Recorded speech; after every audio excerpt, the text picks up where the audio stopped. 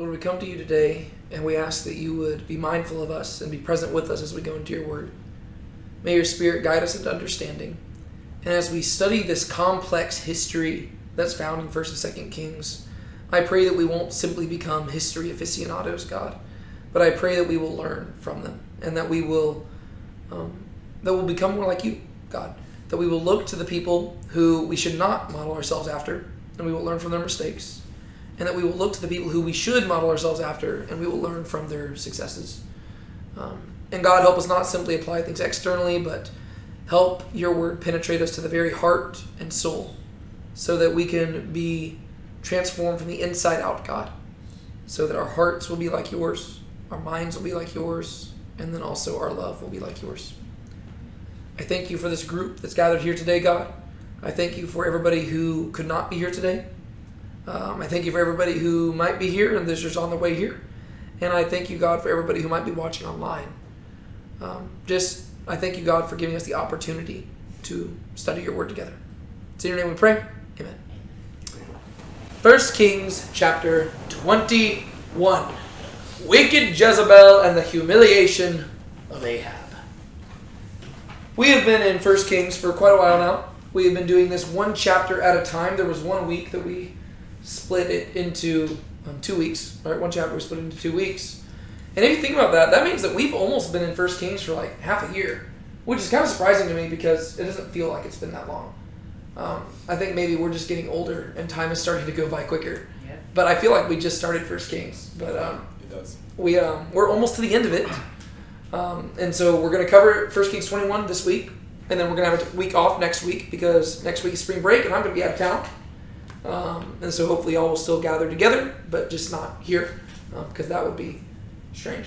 And then we will finish 1 Kings the week afterwards, Lord willing. And then after that, just so you know what we got planned here, Sean is going to be taking over and he's going to lead us through a book of the Bible. And so I've given him free reign to just take over that. And so if a cult starts in those weeks, I'm not responsible. But no, I think we'll be good in that regard. Yeah, and so we will do that, and then, we should be good to go. So 1 Kings chapter 21, the context of this is that we are in the divided kingdom of Israel, right? We are long past the collapse of that, right? So we have the united monarchy of Israel, which was Saul, David, Solomon. Each of them reigned roughly 40 years, right? So it lasted about 120 years total. And then the year that Solomon died, the kingdom split in two as punishment for some of the evil things that Solomon had done. Specifically, he turned away from God. And so, ever since 1 Kings chapter 12, we have been looking at this divided kingdom, and we've been pinballing back and forth between the southern kingdom of Judah and the northern kingdom of Israel. And we have really been talking about the northern kingdom of Israel for quite some time. But the book of 2 Kings is going to turn our attention more towards Judah. But, I mean, we have been talking about Israel since, I don't even know, chapter, 16, right? So ever since chapter 16, we've been focusing specifically on the kingdom of Israel, and we're going to be with them up until the very end of chapter 22, right? And we've specifically been focusing on the reign of this guy named Ahab, the son of another guy named Omri. Both of these guys are terrible. Pretty much every king in the northern kingdom is horrible. But Ahab is the worst of the worst so far, right? He's the worst so far, right? So it will get worse, but Ahab is so far the worst of the guys.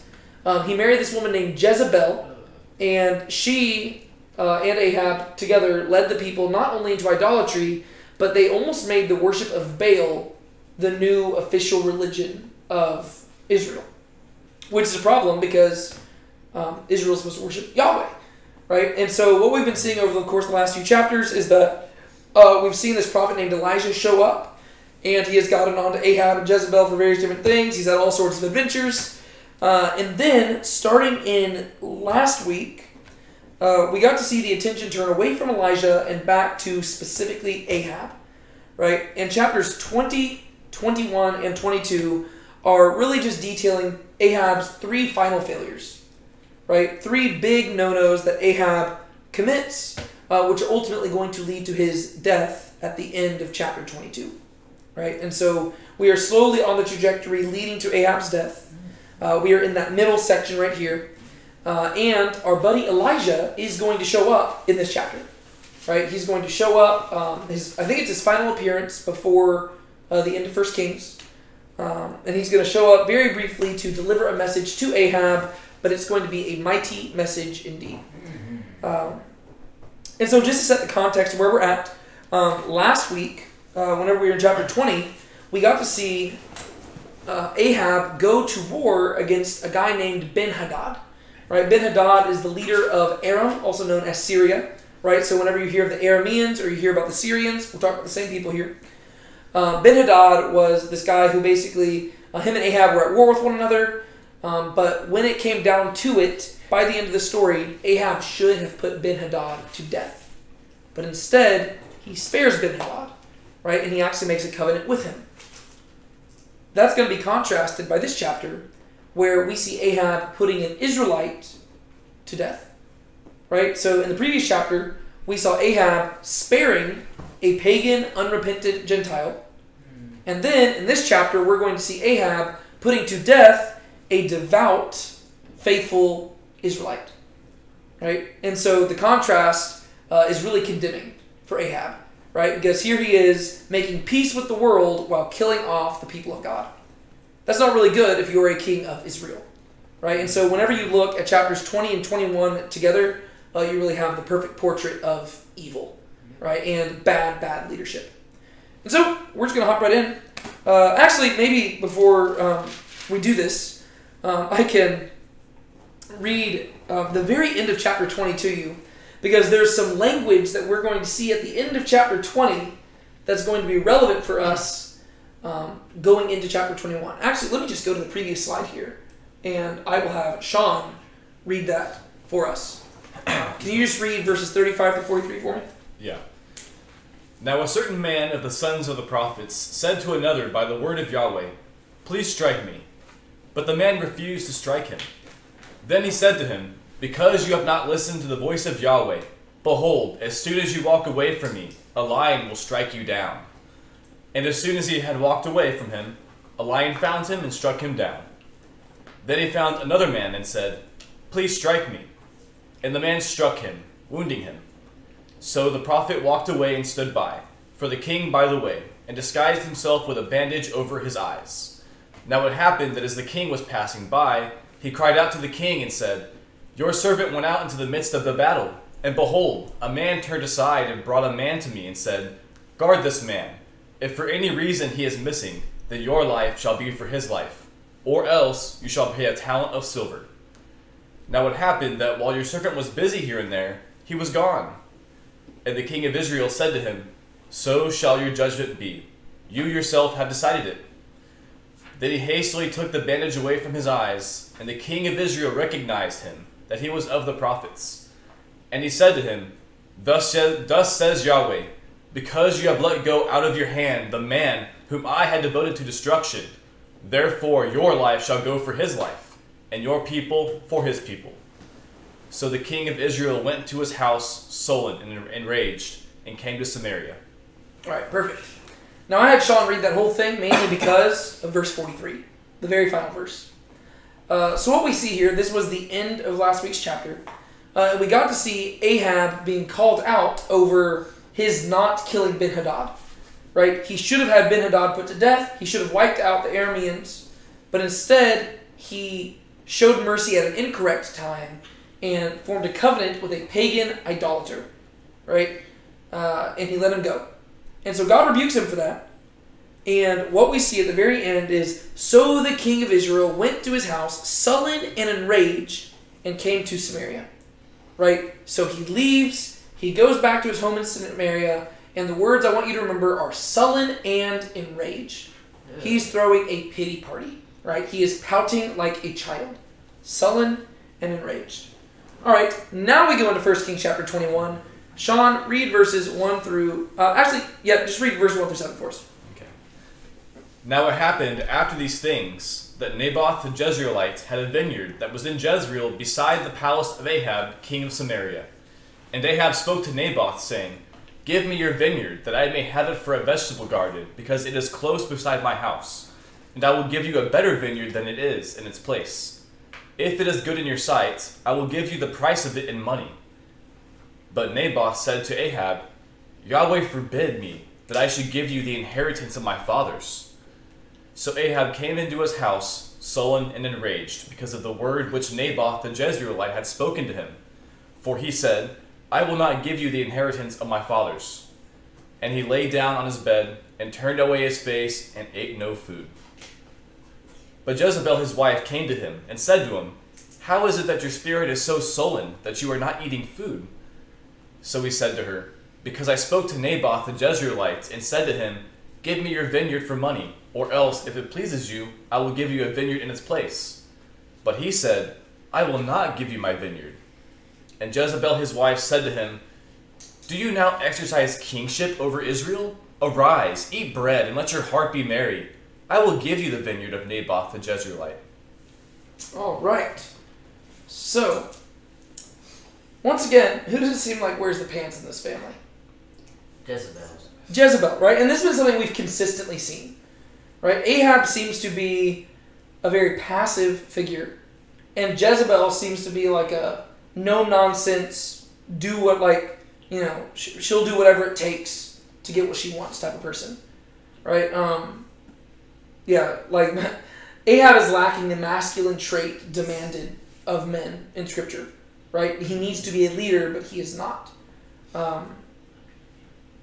There's a whole thing you could say about that. We'll talk about it as we go through this. But what happens here? He basically asks Naboth for his vineyard, and when Naboth says, I will not give you my vineyard, which is an inheritance to his family, he goes and acts like a toddler. A what? A toddler. Oh, a toddler. Yes, he does. He acts like a little kid. You know, he goes and pouts and just says, you know, I didn't get my way. I didn't get what I wanted. Yeah, did you see what words are repeated? Sullen and enraged. Right? Fun fact, the word for sullen there, it only shows up 3 times in the Bible. And the 3 times it shows up are the end of the last chapter, once right here in verse 4, verse 4, and then once again in verse 5. Right? So the only 3 times that sullen shows up in the Bible are right here. And then 2 of those times you also have the word enraged, and that's just the normal word for anger. Right? But the idea is that this seems to just be how Ahab handles things. Right? He doesn't do anything. Like, you'll notice that any time that he's mad, he doesn't do anything about it. He just throws a tantrum and throws a pity party. Which is just really funny because this is the king. Right? Not even funny, it's pathetic. Right? That's really what it is. Right? Like, you would almost admire the man more if he was just outright in his evil. You know, like I'm not saying you would admire him, but you would have more respect for him. If that makes sense. Right? To where if he was just an outright opposition against God, you would have more respect for him while still declaring him evil. Right? But instead, as it is, this is a guy who's just like, God's not giving me what I want. God's mad at me. And like he's like a kid who just like stomps off to his room and doesn't do anything until like a parent has to come in here and be like, what's wrong? Okay, I'll handle it. Right? Like that's kind of what you get from Ahab. He's a very weak man, which, I don't know, there's probably some sort of commentary behind all of that. It's laughable. It is laughable in a way. But yeah, anything else y'all want to highlight before we start breaking down word by word? Verse by verse. Maybe word by word. Word by word, verse by verse. Alright, let's hop in. Now it happened after these things. After what things? Previous things the things of the previous chapter. Very good. Right? So after he was sullen and enraged and went back home to Samaria, now it happened that after these things that Naboth the Jezreelite had a vineyard which was in Jezreel beside the palace of Ahab, king of Samaria. Now, is this suggesting that Naboth just got the vineyard? No. It seems to imply that while Ahab is in the middle of his hissy fit, he's trying to figure out something that can make him happier. Right? He's like, I'm so mad. I can't believe God got mad at me for not killing that poor Syrian dude. right? So he just stomps home, and he's just frustrated. And then, here he is in his palace, and he looks over, and he sees something his eyes desire. Ooh, what does that sound like? David, right? Yep. Remember? David, at his palace, he saw something that belonged to another person, and he wanted it. How's the story looking for Naboth right now? Not good. Yeah, because what happened with David? So David saw something that belonged to somebody else, and what happened to that somebody else? Got killed. That person got killed. Person got killed for it. Well, same thing's going to happen to Naboth. Oh. Right? Oh. This is why I'm saying, like, if sometimes the Bible interprets itself, right? Here we are currently one verse into this chapter, and you already know where this chapter's heading, right? Because the thing is Ahab as good as David? No, even worse. Nope. He's way worse. And so if David was willing to kill Uriah the Hittite for Bathsheba, Ahab is definitely willing to kill Naboth over a vineyard. 100%. Right? And so, it happened after these things that Naboth the Jezreelite had a vineyard which was in Jezreel. Alright. Now I'm going to ask you a really difficult question. Why is Naboth called a Jezreelite?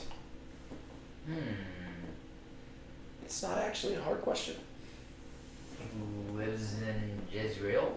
Very good. Yes. Yes. He's called the Jezreelite because he is from Jezreel. Right? And so it makes sense that a Jezreelite would have a vineyard in Jezreel. Right? And so that's it's kind of close to Samaria. Right? And then there's one thing that I've found kind of interesting in this. It's very difficult to kind of figure out exactly where Ahab is living at. Because it keeps calling him king of Samaria. But remember how it talked about in previous chapters how he went home to Jezreel? Or like whenever after Elijah killed all the prophets of Baal, he sent Ahab back to Jezreel. So it seems to almost be implying that Ahab is living in Jezreel. But Samaria is the capital city of Israel. And so this is something where I haven't really even seen commentators commenting on this, so I don't know if maybe I'm just the only one confused, or if maybe just people aren't noticing this. But to me, it almost seems to be suggesting that maybe the text is using the term Samaria to refer to Israel as a whole, right? Because later on the Bible will do that, right? Because since Samaria is the capital city, it could be that whenever it says king of Samaria, it's talking about the whole place, whereas Israel, so basically Samaria and Israel can be interchanged. But then maybe he's living in Jezreel.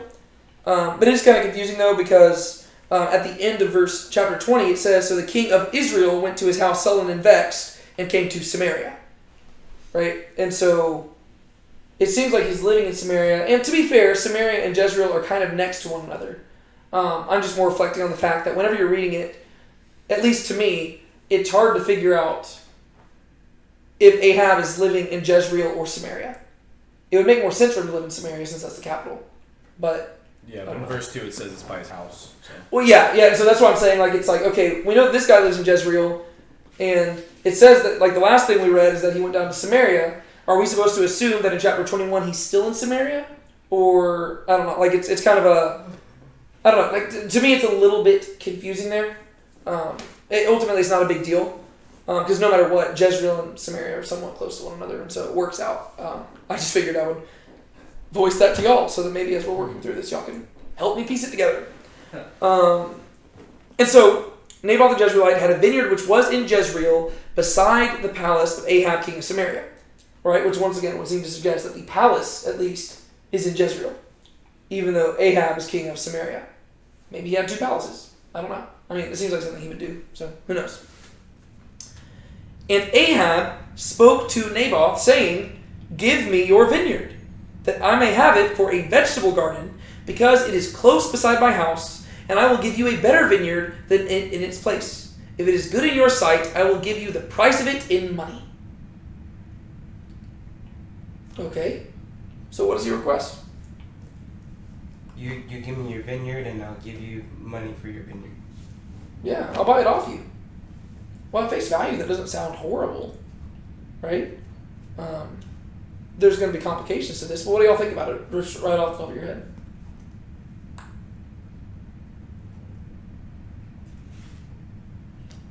He's coveting. He's coveting? He's coveting his vineyard when he shouldn't. guess that's true. I think there is a degree to which you could argue that. I'd say externally, just like that verse alone, it seems reasonable. Yeah. It would give someone either a better value, like a better vineyard, or give it it's worth in money. That seems reasonable. Well, yeah, because it's not stealing or taking. Yeah, exactly, right? He's not being unreasonable here, right? It's more just like, I mean, because he could go get a vineyard somewhere else, but he's like, this vineyard is right next to my palace. It makes sense for me to have it here.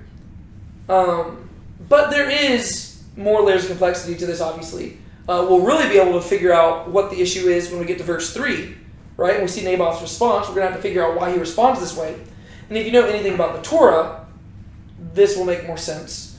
But at face value, this seems kind of reasonable, right? I mean, obviously Naboth wouldn't want to be displaced. It's very inconvenient, right? But I imagine Ahab would be nice enough to be like, you know what? I'll even compensate you for the trouble, right? Like, let's just assume that he would be that gracious, right? He's saying, I will pay you for this vineyard. It's right next to my palace. I want it, right? And I would suggest that at face value, he is being more reasonable than most kings would be. Most kings would simply say, get out, it's mine. But that's not what he does. However, there already is, once again, if you know the Torah, you already can see the red flags, but I'm going to, for the sake of later discussion, I'm going to withhold that. But even if you're simply reading through this, the wording that he uses is interesting.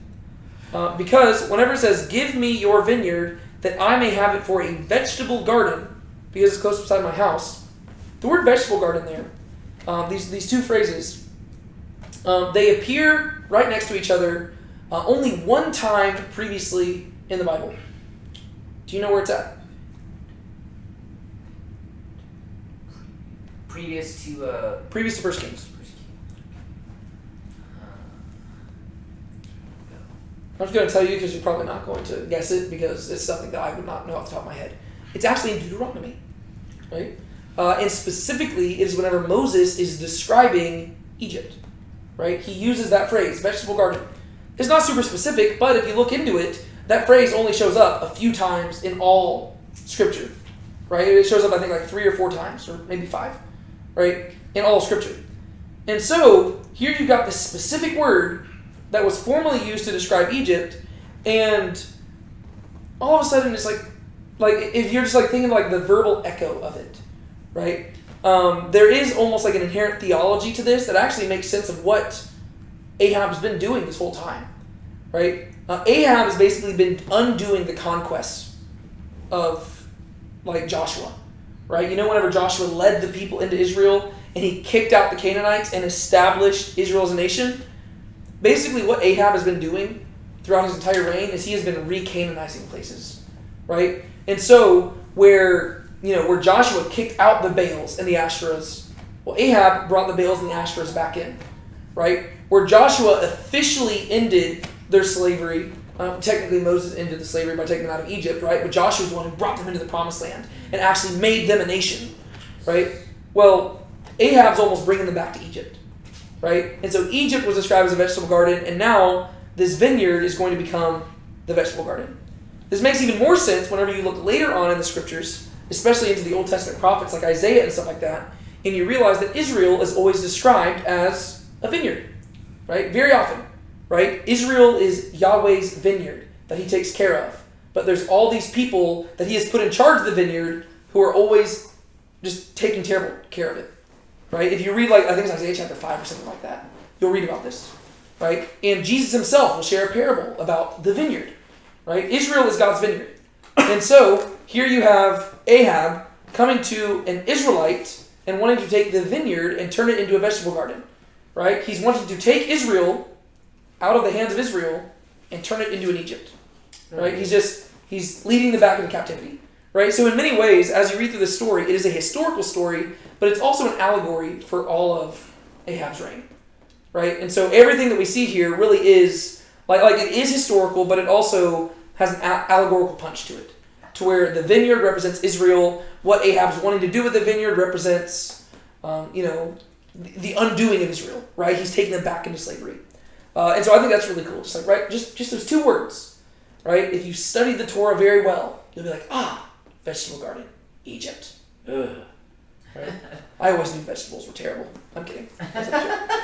So give me your vineyard that I may have it for a vegetable garden, because it is close beside my house, and I will give you a better vineyard than it in its place. If it is good in your sight, I will give you the price of it in money.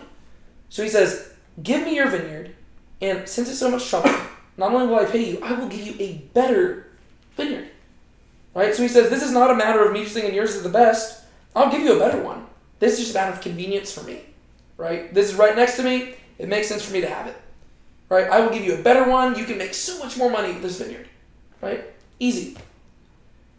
How does he ask the man to make his decision? What type of judgment does he ask the man to use? What is the basis by which he asks the man to make a decision? It looks good with his house. No. What does he say? It says the word if. Yeah. Right? If what? If it is good in your sight. If it is good in your sight. Right? Oh, okay. In general, that's probably not the best measure of judgment. Because there's a lot of things that are good in our sight that we should not do. Right? There's a lot of things that are bad in our sight that we should do. Right? Nobody wants to be gracious and forgiving. Right? But we need to do it. Everybody wants to be vengeful. But we shouldn't do it. Right? And so all because something is good in your sight, that's not good. Right? I mean, that's once again taking us back to the judges. Right? Everyone did what was right in his own eyes. And so here you have a king of Israel. Right? I mean, if you think about it, like the way Judges ends. There was no king in Israel. Everybody did what was right in his own eyes. Ahab is the king in Israel, yet he's trying to bring people back to doing what's right in their own eyes. The cool thing, though, about Naboth is that Naboth is a guy who does not do what is right in his own eyes. Who does he answer to? Yahweh. Yahweh. Yeah. And so he understands that it doesn't matter what's good in his eyes. It matters what's good in Yahweh's eyes. And so Naboth says to Ahab, Yahweh forbid me that I should give you the inheritance of my fathers. All right, so what exactly does Naboth say? Basically says no. He says no. Why? There's a few components to this. First off, his God forbids it. Yahweh forbids it, Mm-hmm. and it's his family's inheritance. His father, like his inheritance. His family's inheritance. Okay. Yeah. So there's the two aspects, right? There's the, I guess you could say, the vertical relationship aspect and the horizontal relationship, right? The vertical relationship is that there's something about him doing this that he feels that it would violate what God has commanded. And there's the horizontal aspect in regards to his family that he feels like it would violate something that his family would expect. And as we're going to see, both of those actually go hand in hand, right? Because it turns out that when you go to the Torah, that there were expectations in regards to land that we might not typically understand from a modern perspective. And so if you will, allow me to, I've got some different scriptures pulled up here. We're just going to flip through them real quick, just to kind of give you an understanding of what exactly God had commanded in the Torah. Right? So in the book of Leviticus, there is this statute about a thing called the Jubilee year. Right? So there were sabbatical years every 7 years, and the Jubilee year was the 50th year. And this is what we read in Leviticus chapter 25, starting in verse 13. On this year of Jubilee, each of you shall return to his own property. If you make a sale, moreover, to your friend, or buy from your friend's hand, you shall not wrong one another. Corresponding to the number of years after the Jubilee, you shall buy from your friend. He is to sell to you according to the number of years of crops.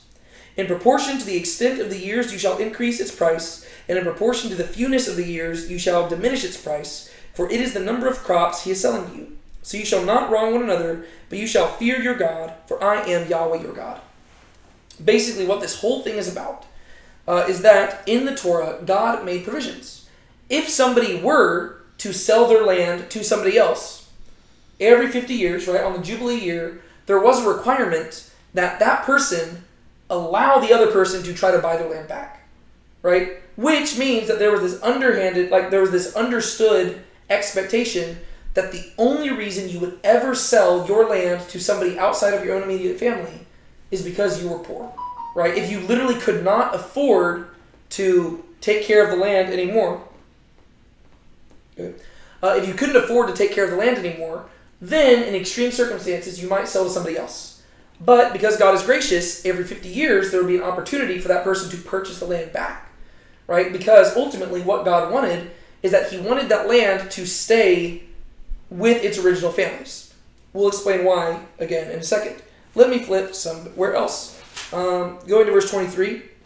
The land, moreover, shall not be sold permanently, for the land is mine. For you are but aliens and sojourners with me. Thus for every piece of your property you are to provide for the redemption of the land. So even beyond this, right, this is now God saying, he says, if you do sell the land, there is also this understood expectation, which kind of goes hand in hand, that the land is not being sold permanently, right? Because that Jubilee thing exists, right? So if you're selling it, the expectation is that you are selling it temporarily in order to earn money to buy it back, right? That's the expectation. And he says, the land is mine, and so who I have given the land to, that is who the land belongs to, right? Once again, we'll still keep explaining exactly what that is. But there's a lot to this, and basically what I'm ultimately getting at is that Naboth follows the law, right? That's what I'm ultimately getting at here, where Ahab's over here being like, do what's right in your own eyes. And Naboth's like, no, king. I know the law. And if I were to sell you this vineyard, it would violate the commandments of God and my own duty to my own family. And so I'm just quoting these verses just to help kind of get you in that frame of reference. All right. Leviticus, it's just literally the next verse. If a fellow countryman of yours becomes so poor he has to sell part of his property, then his nearest kinsman is to come and buy back what his relative has sold. Right? So once again, if a poor person has to sell the property, well, a close relative can come and buy it back. Right? The idea is it needs to stay in the family. What you notice here is that we don't see any reason to think that Naboth is poor. Right? So Naboth, he already doesn't meet the requirements to be selling something. And also you'll notice that Ahab doesn't seem to have any intentions of eventually giving it back. Right? So there's already two different violations right there. Right? Naboth doesn't seem to be a poor dude, and Ahab doesn't want to give it back. So already this isn't working out. Let me flip to the book of Numbers. I think I know what passage this is. I've just got them all written down here. Okay. Yes. Okay. Let me read this brief story for you real quick. Right? Numbers chapter 36. These are the chapters that we usually find really boring. But once again, whenever this is your law, you probably need to know it.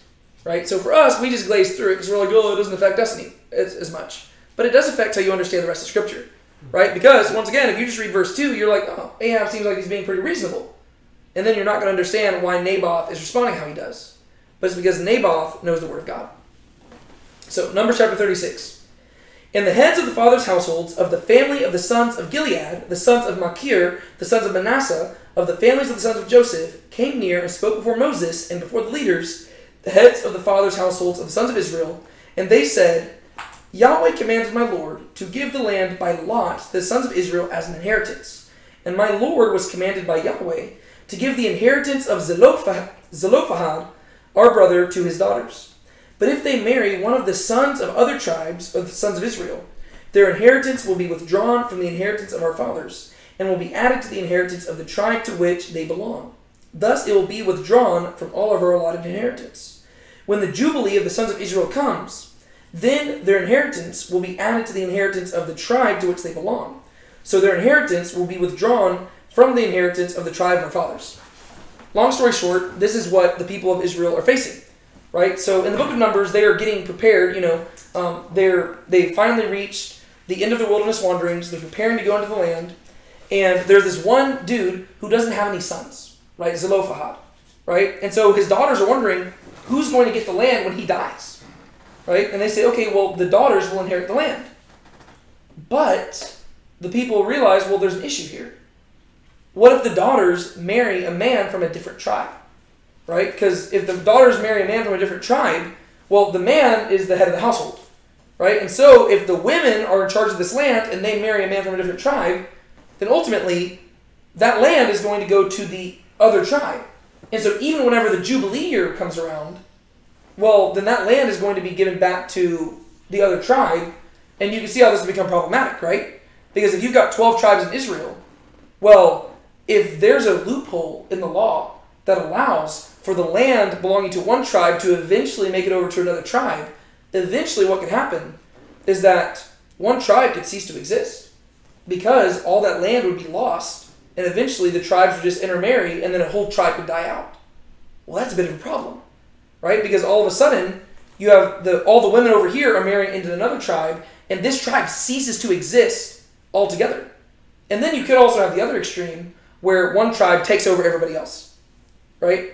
And so they say we've got an issue here in regards to land, but also in regards to population, right? If we don't clearly differentiate the lines here, and if we don't come up with a good system, well, then how do we guarantee that our tribes won't accidentally die off, right? Because that would be a bit of a problem, right? Because let's say hypothetically in the distant future that all of the men eventually only had daughters, and those daughters eventually married into another tribe.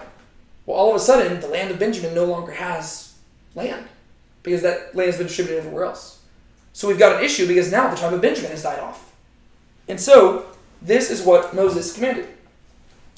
Then Moses commanded the sons of Israel according to the word of Yahweh, saying, the tribe of the sons of Joseph are right in their statements. This is what Yahweh has commanded concerning the daughters of Zelophehad, saying, let them marry whom they wish, only they must marry within the family of the tribe of their father. Thus no inheritance of the sons of Israel shall be transferred from tribe to tribe, for the sons of Israel shall each hold to the inheritance of the tribe of his fathers. So Moses says, here's what you're going to do with the whole Zelophehad issue, right? The daughters can marry whoever they want, but it has to be in the tribe, right? Because, and this is going to be a rule going forward, right? So if there is a case where a woman receives the inheritance, she has to marry within the tribe just to make sure that the tribe itself doesn't die off or to make sure that the land isn't lost, right? And so all of a sudden, land inheritance becomes very, very important for just preserving the line, right?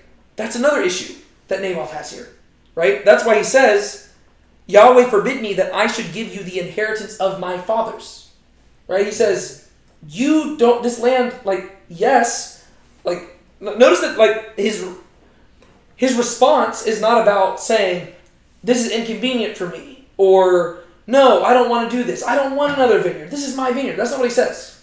He says, Yahweh has forbidden it because this land belongs to my fathers, right? His response is not a personal response. His response is a matter of theological conviction. I was going to read another passage, but I think that hopefully that in and of itself has probably conveyed the point. Y'all get what I'm saying? Sounds a lot like Uriah. No, it is. It is. Because David tries to get him to do something that's right in his own eyes, and Uriah is basically, his answer is about his conviction before his fellow brothers and before God. Yes. Yahweh forbid that I should do such a thing while my brothers are out there fighting. There are clear echoes to this, right? So you have Ahab and David both being at home. They both look from their palace and see something right next door to their palace that they really, really want that belongs to somebody else.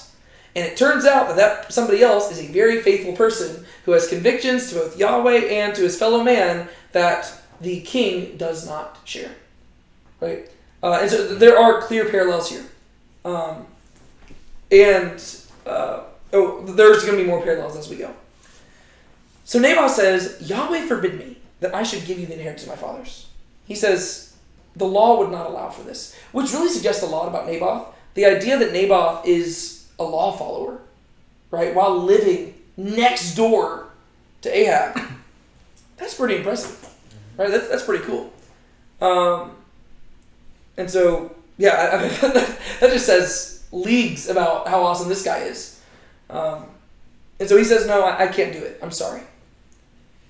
So Ahab came into his house sullen and enraged because of the word which Naboth the Jezreelite had spoken for him. For he said, I will not give you the inheritance of my fathers. Right? He's like, dang it, I hate when they have a point. I hate when they bring up the law as like he's the king, right? He's like, I'm the king. I don't have to follow the law. I can do whatever I want. That's my vegetable garden, not his vineyard. This is a stupid little pun, right? Once again, the idea is Ahab is just throwing a pity party, right? It makes Ahab look really, really bad because we've seen this pretty consistently.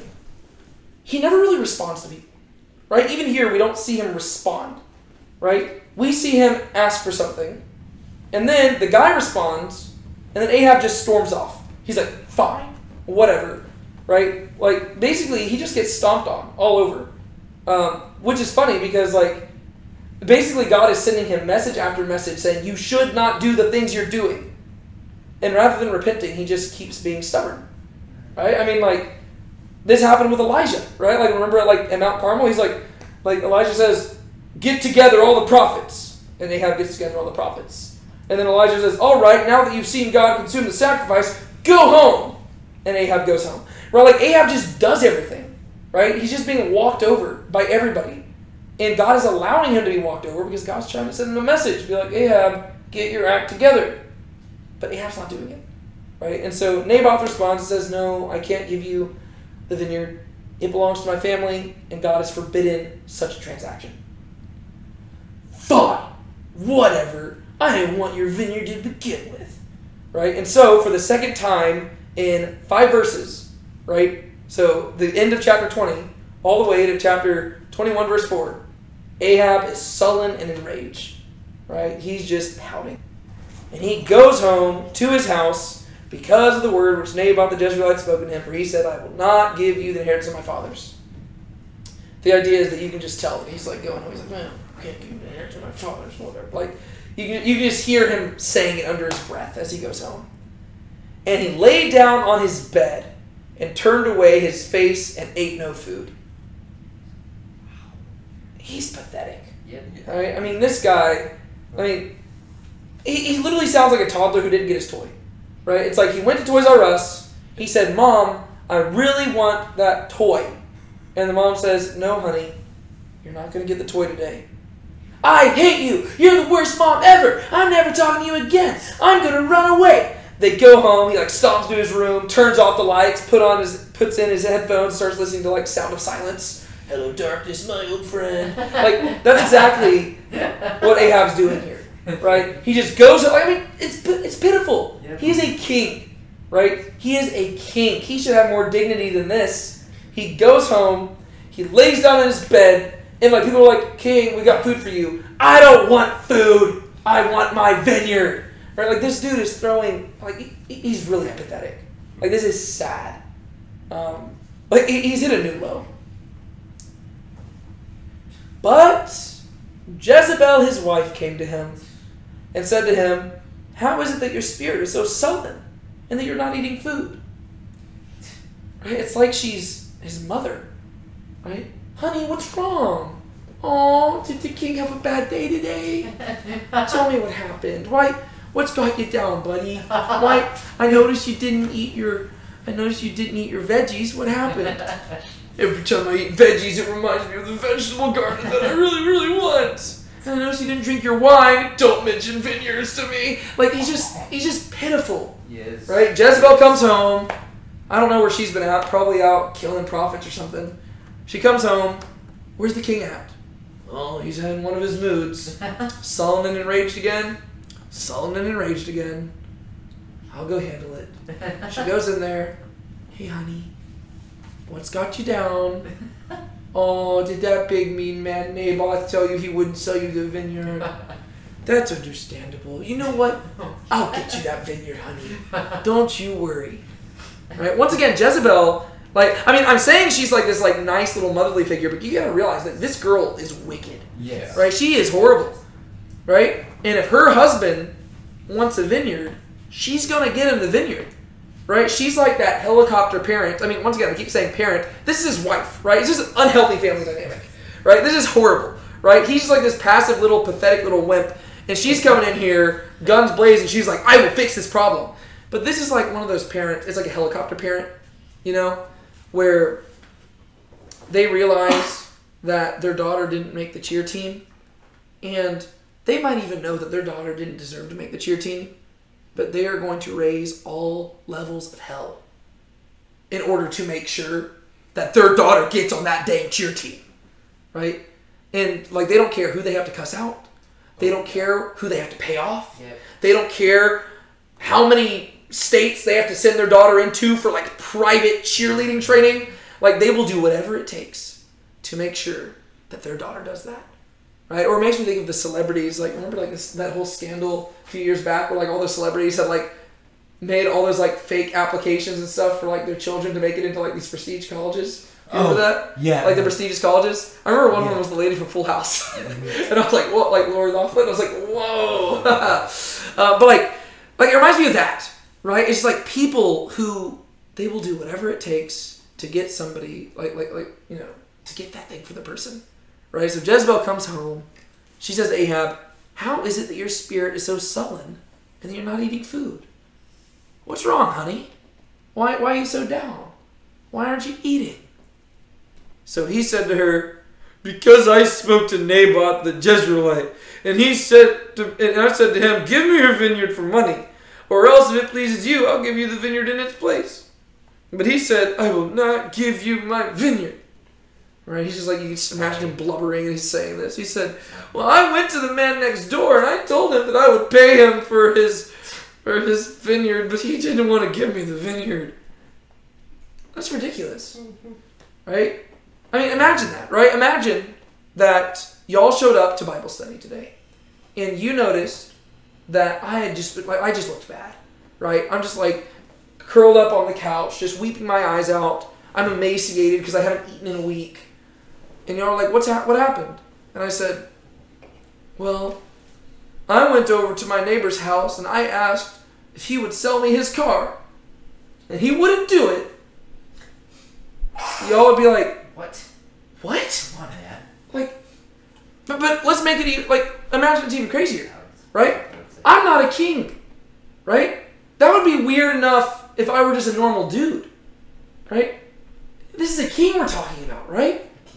Imagine that, right? Imagine that you, like, walked into the White House and saw Joe Biden just, like, curl down. He's like, "Oh, man, I saw a tree just outside the gates of the White House, and I really wanted that tree, but they wouldn't sell it to me." It's like, are you kidding me? Like, what? You're the president of the United States, right? You're the king of Israel. You're throwing a hissy fit over a vineyard? Ridiculous. It is ridiculous. It is very ridiculous. But notice what Jezebel says. And Jezebel, his wife, said to him, "Do you now exercise kingship over Israel? Arise, eat bread, and let your heart be merry. I will give you the vineyard of Naboth the Jezreelite." What my hubby wants, my hubby gets. Right? You see what she's even saying here? So what is the first question she asks? Why are you sullen? Why are you not? No. In verse 7. In verse 7. What is the question she asks? Oh, okay. Do you now exercise kingship over Israel? Yeah. She's like, "Aren't you a king? Kings don't pay people for stuff. That was your first mistake, honey. You're a king. What do kings do? Take. Right? That was your first mistake. You were playing checkers. I play chess. Right? You went up there and you were trying to play a fair deal. Honey, you're a king. You don't have to play a fair deal. Right? You don't have to offer people money for vineyards. If you want the vineyard, get the vineyard. Are you king or not?" And then she has the audacity and says, "Don't worry, I'll do it for you." Which implies, who's the real king in Israel right now? Jezebel. Right? Ahab is the one they call king, but he's the one just like cowering and crying on his bed. Jezebel's the one who gets the job done. It's almost like Joab. Just like Joab. Yeah. You don't mess with Joab. Yeah. No, it's like, and that's what I'm saying. Because what's going to happen right after this? Guess what Jezebel's going to do? She is going to send a letter to people to have Naboth killed. Just like David sent a letter to Joab to have Uriah killed. Right? And so Jezebel, she steps into this place where she is both David and Joab in the story. Right? But ultimately, in that story, was it Joab or David who was blamed for the death of Uriah? They're both guilty, but in the story, who was blamed? David. Right? In the same way, Ahab is going to be the one who's blamed for the ultimate death of Naboth in this story, even though Jezebel is the primary actor. In the same way that Adam is the one who is blamed for the sin in the garden, even though Eve was the one who ate the fruit first. Right? Well, he's the king, he should step in. Exactly. Right? He should stop her. Right? Because right here, he should respond and say, "Honey, just let me pout I'll get over it eventually. A fair deal's a fair deal. We must not take. Right? Because so far, Ahab really hasn't done anything overtly bad. Right? He's just been pathetic. Right? He asked for something. He didn't get it. He's whining. He didn't break the law. Yes. He has not yet broken the law. He asked for something that would have resulted in breaking the law, but that was prevented. Right? By the grace of God. Right? God was like, no. Naboth, don't sell it to him. Okay. And now he's just throwing a pity party, and over time he'd probably get over it. But instead, he's going to allow Jezebel to go through with her plan. So she says, are you king or not?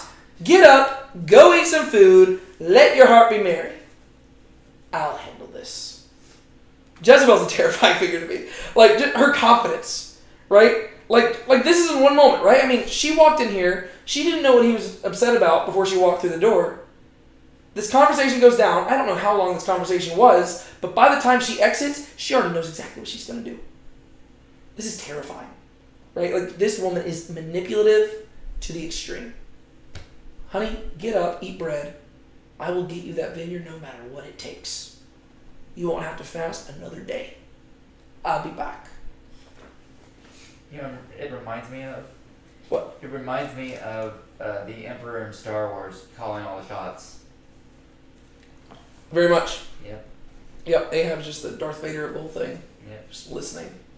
Unfortunately, Ahab doesn't have the happy ending that Darth Vader has. Oh, yeah. If you call it a happy ending. He turns back to the good side, but then he dies. So Yeah, Ahab's going to die also, but he's not going to be good first. You're going to think he does. Like Kylo Ren. Well, no, because Kylo Ren, he turned good at the end too. And he ended up being with a girl who was good. Yeah. Huh, interesting. I'll have to reflect on that. You know what he's like? No, never mind. I'm not going to go there. I was going to bring up good. Okay. Alright. Read the next few verses for us. So she wrote letters in Ahab's name and sealed them with his seal, and sent letters to the elders and to the nobles who were living with Naboth in his city. And she wrote in the letters, saying, call for a fast, and seat Naboth at the head of the people, and seat 2 vile men before him, and let them testify against him, saying, you curse God and the king, then take him out and stone him, so that he will die. Ow. So the men of his city, the elders and the nobles who lived in his city, did as Jezebel had sent word to them, just as it was written in the letters which she had sent them. They called for a fast, and seated Naboth at the head of the people. Then the 2 vile men came in and sat before him, and the vile men testified against him, against Naboth, before the people, saying, Naboth cursed God and the king. So they took him outside the city, and stoned him with stones, and he died. Oh. Then they sent word to Jezebel, saying, Naboth has been stoned and is dead. No bueno. So, having read this, I mean, this is not a key point of the whole thing itself. Sorry, I gotta say this real quick. My mile record in junior high has officially been broken. Nice. I just got a text. So, back when I was in junior high, back in 2010, 2011, I ran a 5:31 mile, and I did not know this until a few years ago, but apparently that record has been the school record ever since then. But since I started working at the school, I had the kids running more. And one kid, he ran a 5:30 today. 5:30.33. So he beat it by half a second, which is good. It's about time. That's great. Sorry, I just got that text. Now it is shrined forever on the annals of the internet. That's exciting. That's cool. Okay, sorry. So back to this. What I was going to say is that this is not super relevant to the actual text, other than what I was going to say is that this text leads me to believe that maybe Ahab does have 2 palaces. Because it said he went home to Samaria, but back at the beginning, so the end of chapter 20 says he went home to Samaria, right? Beginning of chapter 20 said that the vineyard was next to his palace in Jezreel. And then right here, you'll notice that it says that the letters were sent who were living with Naboth in his city. Right? So I'm assuming that they're in Samaria and they're sending it to Jezreel because apparently Ahab probably has a second palace in Jezreel. That's what I'm assuming. Is that relevant? No. Those are just details that stick out to me as I'm trying to understand this. So I'm assuming that they are in Samaria, but the vineyard is a well-known one in Jezreel, and so that's what's happening. Not important, but I mean, I guess it's kind of important, but Also not a very important detail, but the way that it says they seated Naboth like at the head of the people, it reminds me of how Uriah was like sent like at the front of the lines. front line. Yes. Well, no, that's what I'm saying. Like all of the things that are being like the story is intentionally being told reflective of the David and Bathsheba story. Because then ultimately, what happened? Like whenever David and Bathsheba thought they got away with things, what happened? The prophet Nathan came strolling in. Yep. Right? Well, guess what? By the end of verse 14, guess who's going to think they got away with things? Ahab and Jezebel. But then guess who's going to come strolling in? Elijah. Right? And so, like, beat by beat, it is the story of David and Bathsheba repeated again.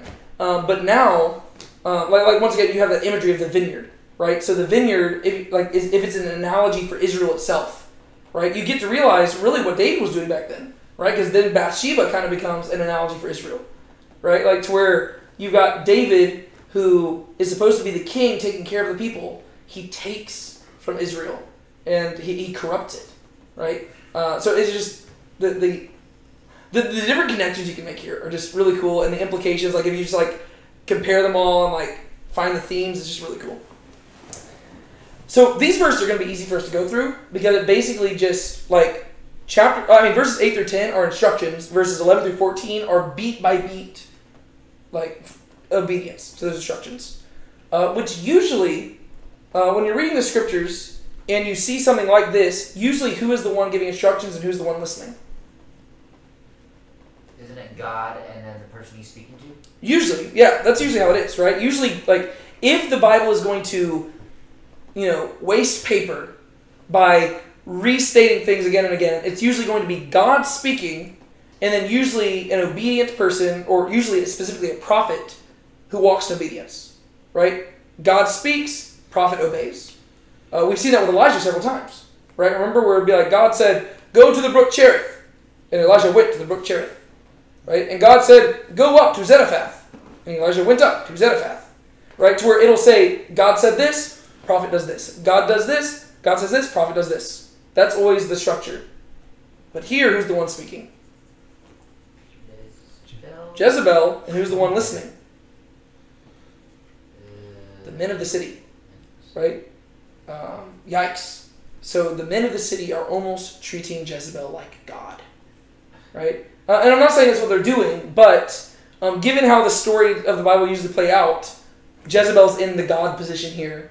And the men of the city are like her prophets, right? They just, so I'm not trying to suggest that there's like this cult of Jezebel, but I'm saying if you're looking at the parallel, the idea is that the men of the city do the queen's bidding, right? Whatever she says to do, they do. Which means that Ahab isn't the only corrupt one, and he isn't the only passive man in this story, right? All of the men of the city, the elders of the people, they're all passive men who will simply do whatever the queen says, even if it is in violation of God. Were you using them? Okay. So she wrote letters in Ahab's name and sealed them with his seal. Once again, this is just pathetic to me. Like, it's like, okay, recently I had a student turn in an extra credit assignment. And I can guarantee you for a fact this student did not turn in this extra credit assignment themselves. Because I have taught this student all year. I know this student's intelligence level and vocabulary. This was an adult person who wrote this letter. I can just, the extra credit assignment. I can just tell. I had no way of proving this though, so I gave the person the credit. But I could tell for a fact. Like first off, the extra credit assignment required reading an entire book. This student does not read, right? And the analysis of this book was way more in depth than anything the student has ever done, right? But you could read it, and you could tell, okay, this parent, probably well-meaning, just did their kid's homework for them, right? And turned it in for them. They think they're helping, but they're really hurting their kid, right? Because what they're doing is they're actually hurting their kid's growth by failing to teach this kid to take responsibility and accountability for their actions. Yeah.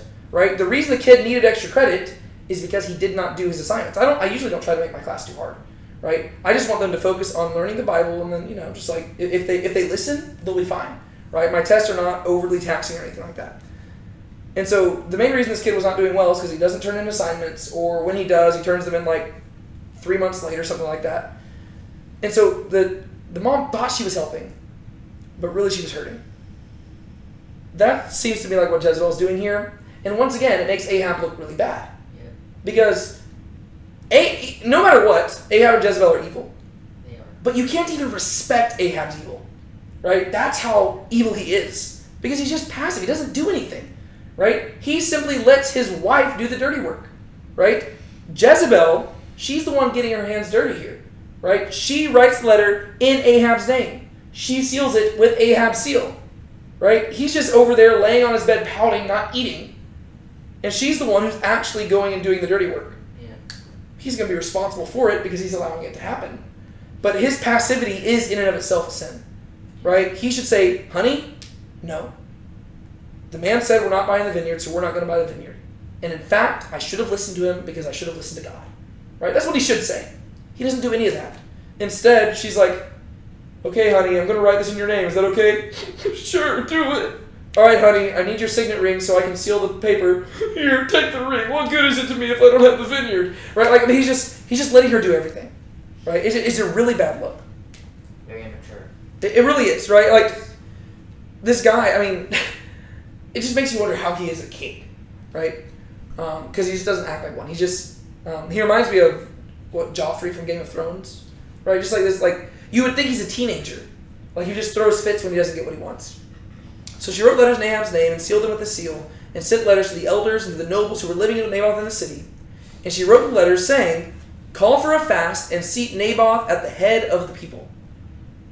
I'm assuming, like, so the whole situation here is interesting to me. I'm assuming that it's saying they're going to have a fast, but before they fast, they're going to have like a meal, right? I'm assuming it's a meal preceding the fast. I don't know. Like, what exactly is going on there is interesting. Like, either they're having a final meal and he's at the head of the table, like to the place of honor, or they're having like an assembly to announce the fast, and they're sitting Naboth at the front of there. I really can't tell exactly which one it is. So call for a fast, seat Naboth at the head of the people, and seat 2 vile men before him, and let them testify against him, saying, you cursed God and the king. Then take him out and stone him so that he will die. So what does Jezebel suggest? What are they going to do? Falsely accuse Naboth. Yeah, falsely accuse him, right? Just, once again, the idea is that, I mean, she just trusts that there are bad enough people in the land who are just going to be fine with this, right? There are, like, she doesn't say, okay, we need to have a vetting process. I'm going to send you 2 special spies. She says, no, just, set 2 vile men, right? Just set the guys out there. You can find some. They're anywhere, right? Just get 2 dudes who are not willing to lie in order for a person to be put to death, falsely incriminate him, and then go kill him. Right? See 2 vile men before him, let them testify against him, saying, you cursed God and the king. Why would she charge him with those things?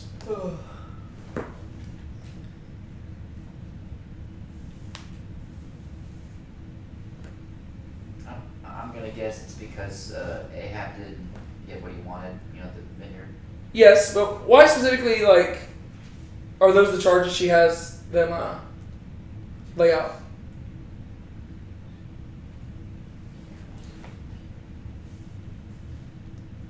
Are those just punishable by death? I think that's one aspect of it, right? So on one aspect, I think what she's doing is, ironically, if Naboth cares so much about the law, then let's condemn him by the law, right? Because if you blaspheme against God or curse God, according to the Torah, what do you do to that person?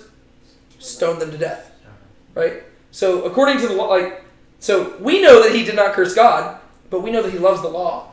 And so to be accused by this, well, okay, he likes the law, let's give him the law, right? But also, no matter what, if you curse the king, in most places that would be resulting in death too, because that's almost treasonous. But then there's also, I think, this bit, like, there's this dark irony to the charges here, right? Because Naboth's response was saying, Yahweh forbid that I do this to my family, right? So he was saying that God would forbid, he denied the king's request, showing greater allegiance to his family and his God than to the king. And so I think what Jezebel's communicating is, you think that the God of Israel would prefer for you to ally yourself with your family than with your king, right? So in denying the king his request, he cursed both God and the king. That might be reading too much into it, but I'm thinking that if these people were going to testify about it, they would have to give some sort of evidence, right? And the Bible doesn't tell us that, right? But I imagine these guys weren't just like, he cursed God and the king. Like, you know, most people would know who Naboth is in the area, so like they're not going to blindly believe this, right? So I'm assuming that there's more to this story and that the people are going to have to offer some sort of defense. And so I'm thinking that they're going to have to use the Vineyard incident to prove that this is true, right? So they're falsely testifying about what just happened, right? The Bible, once again, does not tell us that. I'm just going to assume that it wasn't simply as simple as being like, hey, he cursed God and the king. And they're like, well, let's kill him. I'm assuming that they're going to say, well, no, the king asked him for the vineyard, and he said no to the king. And in fact, he said Yahweh forbade him from obeying the king. Well, that's as good as cursing God and the king, right? Why would God forbid him from giving the king what he wished, right? The king was trying to be nice. The king offered to pay him, right? So I think that there is like a dark irony to what is going on here. They're almost like twisting what Naboth did. Naboth was being faithful, and he was actually blessing God and blessing the king by responding that way. He was being faithful. But they're twisting it, and they're saying, you cursed God and the king. Because ultimately what we're going to see, and we're going to see this in the next chapter, chapter 22, the only way, like Ahab only likes people who says good things to him, right? He does not like people who say bad things to him, right? So if people say things to him that don't go his way, that's as good as cursing him, right? And we're going to see that in next chapter with a guy named Micaiah the prophet, who I am so excited to talk about. I love Micaiah. He is a great way to end the book of 1 Kings. But so I think there is that like dark irony to everything being said there. And so she says, have the two vile men sit before him and let them testify against him, saying, you curse God and the king. And then once everybody agrees to this, they're having like a kangaroo court situation, take him out, stone him so he will die. Right? So charge him with treason, charge him with blasphemy, very similar to the charges that will be raised against Jesus. Right? Jesus, the Jews are going to charge him with blaspheming against God, a.k.a. cursing God in a way. And the Romans are going to charge him with cursing the king, a.k.a. calling himself king of the Jews in place of Caesar. Right? And so Naboth kind of prefigures Christ in that way. And so they're going to take him outside of the city and stone him. Jesus would have been taken outside of the city and stoned, but at that time period they did not have the right to capital punishment, and so he was taken outside the city and crucified instead by the Romans. So the men of his city, the elders and the nobles who lived in the city, did as Jezebel had sent word to them, just as it was written in the letters which she had sent them. Here's another opportunity where we wish that the people would just stop. Right? Ahab might be passive, but maybe the other men won't be. Right? Maybe the other men would say, how could we allow such a thing to be done in Israel? Nope. These other men are the Joabs also. Right? You see how Jezebel's both. Right? Jezebel's both like, so Ahab is like David. Jezebel is like David and Joab. And then these men are just like Joab. They received the letter, no questions asked, it is done. They called for a fast and seated Naboth at the head of the table. Right? Play by play. We're going to get it repeated. Then the two vile men came in and sat before him. And the vile men testified against him. Against Naboth. You see the repetition there? They testified against him. Against Naboth. Another fun fact, the word Naboth, in Hebrew, is very similar to the word for prophet, which is Nebayim. Right? And so there could be a slight pun going on there. Right? So Jezebel kills the prophets, the Nebayim, and now she kills the Naboth. Right? So she kills both. And now these men are testifying against the Naboth. And once again, whenever you go, like, there's so many connections here. Right? Once again, if you go to the the parable Jesus gives about the vineyard, right? Well, in the parable of the vineyard, God sends prophets to get on to the people for mishandling the vineyard. And what do the people do to the prophets? They kill them, right? Well, that's exactly what's happening here, right? Naboth, he isn't a prophet, but he is fitting into the role of the prophet in regards to the vineyard, right? He is the metaphorical prophet trying to protect the vineyard of God, Israel. And as a result, vile men are testifying against him, are going to put him to death, right? And they happen to be the leaders of the city. Whenever you go to Jesus' parable about the vineyard, who is it who puts the prophets to death? The religious leaders, the Pharisees and the Sadducees and stuff, right? So the parallels are really cool whenever you just look at it that way. So they testified against him, against Naboth, before the people, saying, Naboth cursed God and the king. So they took him outside the city and stoned him with stones, and he died. Naboth never did anything wrong. The only thing he did was be faithful to God. Yeah. Right? Like a sheep before its shears is silent, he opened not his mouth. And like a sheep, he was led to the slaughter. Then they sent word to Jezebel saying, Naboth has been stoned and is dead. Kind of like Joab.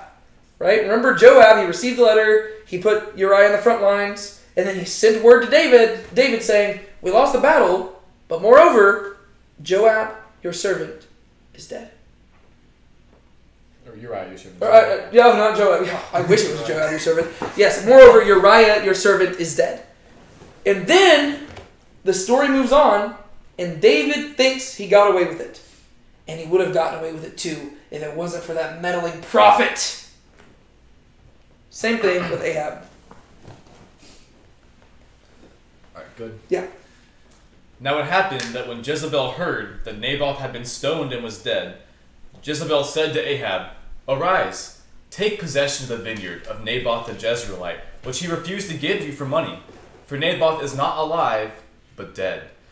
Now it happened that when Ahab heard that Naboth was dead, Ahab arose to go down to the vineyard of Naboth the Jezreelite to take possession of it.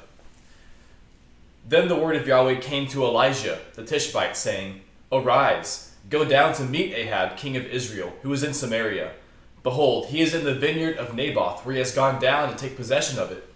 And you shall speak to him, saying, Thus says Yahweh, Have you murdered and also taken possession? And you shall speak to him, saying, Thus says Yahweh, In the place where the dogs licked up the blood of Naboth, the dogs will lick up your blood, even yours. Oof. Yikes. Thanks. Things are not going well for Ahab anymore. Yeah. So, there was something I was wanting to say in regards to this. I mean, there's a lot I want to say, but... Some of the language is similar to the previous indictments against the other kings. Like, the whole, idea of, the animals, kind of, licking up the blood. After now. Yeah, and we're going to say this is literal, though, here. In chapter 22... Oh. Yeah, we're gonna see that literally a dog is going to it's gross. That's good. Yeah, it's pretty messed up. You say something? That last paragraph reminds me of one of the verses in Numbers. Be sure your sin will find you out. Yep. I think it's in Numbers. I don't know where. Might be. Now it happened that when Jezebel heard that Naboth had been stoned and was dead, Jezebel said to Ahab, Arise. Take possession of the vineyard of Naboth the Jezreelite, which he refused to give you for money. For Naboth is not alive, but dead. Ha! Honey, Yippee. I got you a gift. Your dreams come true. Yeah, your dreams came true and you didn't even have to spend a dime. Look at that. I know how to... I fixed it, honey. Naboth, he went bye-bye. Yikes. Yeah. Ouch. Now you know why Jezebel goes down in history as one of the most wicked people in the world. Yep. Right? Jezebel she's horrible. Right? She's just a terrible person. There's really not much redemption here. She is just the definition of whenever you think of political intrigue and politicians being vile, Jezebel is a perfect picture of that. Yeah. So she heard Naboth had been stoned and was dead, and she said to Ahab, Get up. You notice how she keeps telling him to get up, right? This is the second time she said, Arise. But the idea is that he's still not gotten up, right? He's still been throwing himself a pity party over this whole situation. She says, honey, it's done. I told you I would do it. Arise, take possession of the vineyard of Naboth the Jezreelite, which he refused to give you. Right? You see how she's still like making it like Naboth sounds like the bad guy? How dare that big mean Naboth refuse to give you the vineyard? I made it all right. I got it for you, honey. Get up. Go enjoy your vineyard. Right? For Naboth is not alive, but dead. So once again, she's taking the place of Joab here, delivering the news. Uriah, your servant, is dead. And then, if you remember, after David heard that Uriah was dead, what did he go and do? He started hiding his sin. Well, he was already doing that. He was doing that. But what did he go and do? Was that when he married her? He married Bathsheba, right? Because now, Oh, yes. I mean, this is, because think about this, right? On David's part, it was a genius move, right? Because here, David learns that Uriah is dead. And Bathsheba's already pregnant with David's son, right? And so David has to conceal this somehow. He was wanting to do it with Uriah, but now that Uriah is dead, he has the perfect opportunity. Because now, instead of being the evil king tyrant who took another man's wife, he gets to be the loyal friend and king who took a widow into his house and comforted her in light of her husband's death. So David looks good, right? Oh, so David gets away with it. It's perfect, right? It's a perfect story, right? Uriah is dead. David's with Bathsheba now. They're officially married. She has his kid. It looks normal. He gets away with it, or so he thinks. Same thing here, right? Naboth is dead. He was killed for cursing God and for cursing you. I think you deserve that vineyard now, O king. And I don't think anybody's going to be mad if you go and take it. Right? It is yours. He died for cursing you and cursing God. He doesn't deserve that land anymore. Go and get it. Right? It looks perfect. Now it happened that when Ahab heard that Naboth was dead, Ahab arose. He finally gets up. Ahab arose to go down to the vineyard of Naboth the Jezreelite to take possession of it. Whenever it says he went down to the vineyard, I want you to recognize that this is something that we're going to talk about this again next week. But whenever we think of going up and down, we usually think geographically, right? Whenever we think up, we think north. Whenever we think down, we think south, right? That's usually what we think. If I would go up to Dallas, but I would go down to Mexico, right? That's usually how we would talk. That's not how the Bible talks, right? The Bible does not talk geographically, it talks topographically, right? So topography is, like mountains to valleys, right? Up and down like that, right? So if he is in Samaria, that is up on a hill, and a vineyard is down in a valley, right? So, like if you actually look at a map, you'll see that Jezreel is north of Samaria, right? And so technically he's going up to Jezreel, but it says that he goes down to the vineyard. And that's because he's going from an upper elevation to a lower elevation. And biblically speaking, Jerusalem, even if it's at a lower elevation than everywhere else, it is at the top of the world. Which is like, so there's a theological topography to the Bible as well, to where no matter where you're at, you go up to Jerusalem. Because Jerusalem, it's like, it's basically heaven itself. But that'll come back next week. So Ahab finally gets up. He goes down to the vineyard of Naboth the Jezreelite to take possession of it, and it looks like everything is perfect, right? The plot was executed to perfection, right?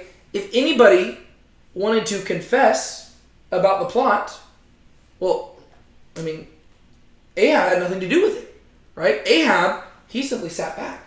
Jezebel wrote the letters in his name, but Jezebel's the one who did it, right? And if anybody confessed, like anybody who knows what happened, they're the ones who are actually guilty, right? And so they can't confess, right? Because they would be the ones convicted, right? The only people who know about this whole plot are the people who falsely accused Naboth. And so they can't confess to it. And so nobody knows what happened. And so it looks like the perfect story. Nobody knows about Ahab and Naboth, like back and forth. Nobody knows about this whole thing. It looks like Ahab simply acquired a vineyard from a man who had been killed presumably in order to keep his family from going into destitution, right? He looks like a good king. He swooped in, he saved the day, everything is good. But wait, there is one person who knows. Uh-oh. Who knows? God. Like Yahweh. God. Mainly God. Yeah, because it turns out that, yeah, man doesn't know what Ahab and Jezebel have done because man looks to the outward appearance. But Yahweh looks to the heart. And they might be able to conceal their sin from everybody else, but there's one person they can't conceal their sin from. And he knows. And he sees exactly what they just did. Just like he saw David with Bathsheba. Right? Nobody else knew about that. But God did. Same thing's true with us. Yes. Nobody else may know, but God does. Hopefully we can get our acts together before a prophet starts knocking at our door. Yeah. Then the word of Yahweh came to Elijah the Tishbite. Uh-oh. Elijah's been out of the picture for a few chapters, and then it's like right whenever it's like, Ahab got away with a perfect plot. The word of Yahweh came to Elijah. Always about to get good. This is when you just want to get your popcorn. You're like, all right. Because Elijah and Ahab, they never have nice conversations, right? Anytime Elijah shows up, it is never a pleasant conversation. And so you're like, oh, Ahab's in trouble. The word of Yahweh came to Elijah the Tishbite, saying, "Arise, go down to meet Ahab, king of Israel, who is in Samaria. Behold, he is in the vineyard of Naboth, where he has gone down to take possession of it." He says, you know what? Ahab, he's been really wanting this vineyard, and he finally got it. I want you to go meet him there. Catch him by surprise, right? Give him a little surprise party, right? He thinks he's going to go enjoy this by himself. I think it would be great if a prophet was there waiting for him. He just, can you imagine that? Ahab's just strolling. He's like, yep, I got my vineyard. I'm happy. No more pity party. Here we go. Vineyard's mine. He shows up there, and Elijah's just leaning against the vineyard wall. Sup, Ahab? Well, crap. It's like, oh, darn. If you go with the whole vineyard kind of represents Israel too, I hope it's not reading too much into it, but it's it kind of reflects back on what a lot of First Kings has been about since the splitting of the kingdom, where kings are trying to maintain power by their own means. Mm-hmm. It's Naboth is essentially taking Israel for himself by his own power, and it's almost here two kings are coming to meet. God is coming to meet Ahab, and kind of. Oh, sure, yeah. If he'd just been faithful to Yahweh, he would have the vineyard, I guess, in a sense. Yeah. But which is exactly what God says to David with the whole Nathan thing, right? Where God says, dude, look at all the wives I already gave you, right? And I would have given you more if you'd asked, right? But why'd you have to go take for yourself, right? God is a giving God. He will give. Even if it's something you're not supposed to have, if it keeps you from going and sinning in a worse way, he will give it to you. He's like, I'm very gracious here. But yeah, no, that's what's happening here. And it is once again also a picture, because it's a clash of kings, right? So you've got Yahweh, the true king of Israel, confronting Ahab, the appointed king of Israel. But he's doing it through the prophets, which is what he always does, right? So whenever you read the back half of the Old Testament, basically you can almost just, every big story of the Old Testament is really a king versus a prophet, right? The prophet standing there pointing his finger, and the king standing there puffing up his chin. They're just they're both opposed to one another.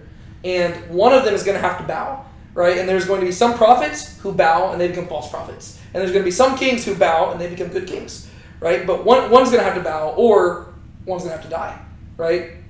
Either the true prophet's going to be killed, or the other king's going to get killed, or both, right? But that's basically how the whole back half of the Old Testament is. And this is just a perfect picture of it, because they're meeting at the vineyard, right? It's like the vineyard that represents Israel. That's where they're meeting at.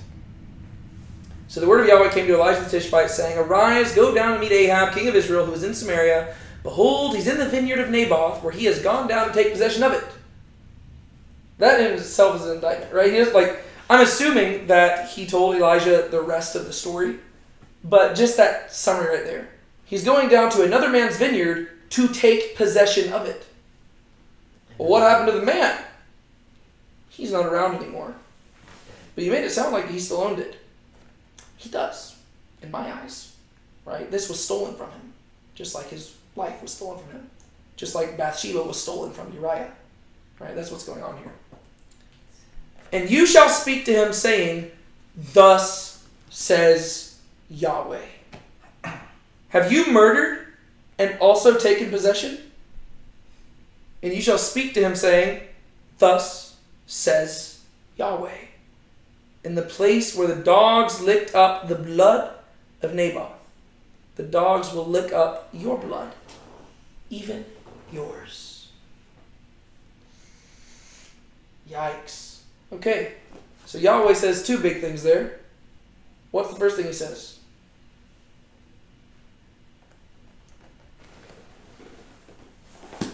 You murdered and have taken possession of another man's vineyard. Yep. Have you murdered and also taken possession? What does that remind you of? I mean, it's a story we've already been talking about a whole lot. David and Bathsheba. David and Bathsheba, Yes. right? He's like, David, what you doing there, man? You took another man's wife and you took that man's life. Well, now, Ahab, you took a dude's vineyard and now you took a man's wine and now you took a man's time. Because he no longer has time. I don't know. He's like you took something from him and you killed him. This is horrible. It also reminds me of this. Genesis chapter 4. And Yahweh said to Cain, where is Abel your brother? And he said, I do not know. Am I my brother's keeper? He said, what have you done? The voice of your brother's blood is crying to me from the ground. No, you are cursed from the ground, which has opened its mouth to receive your brother's blood from your hand. When you cultivate the ground, it will no longer yield its strength for you. You will be a vagrant and a wanderer on the earth. And Cain said to Yahweh, my punishment is too great to bear. Behold, you have driven me this day from the face of the ground. And from your face I will be hidden, and I will be a vagrant and a wanderer on the earth. Whoever finds me will kill me. So Yahweh said to him, therefore whoever kills Cain, vengeance will be taken on him sevenfold. And Yahweh appointed a sign for Cain, so that no one finding him would slay him. This story reminds me of that too, right? Because here we have God confronting somebody over blood on the ground. And the person is going to respond in one way, and God actually shows mercy to that person.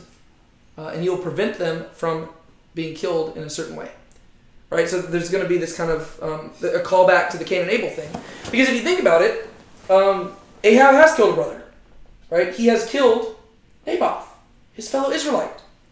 We've seen that Ahab cares more about pagan, idolatrous Gentiles than for faithful Israelites.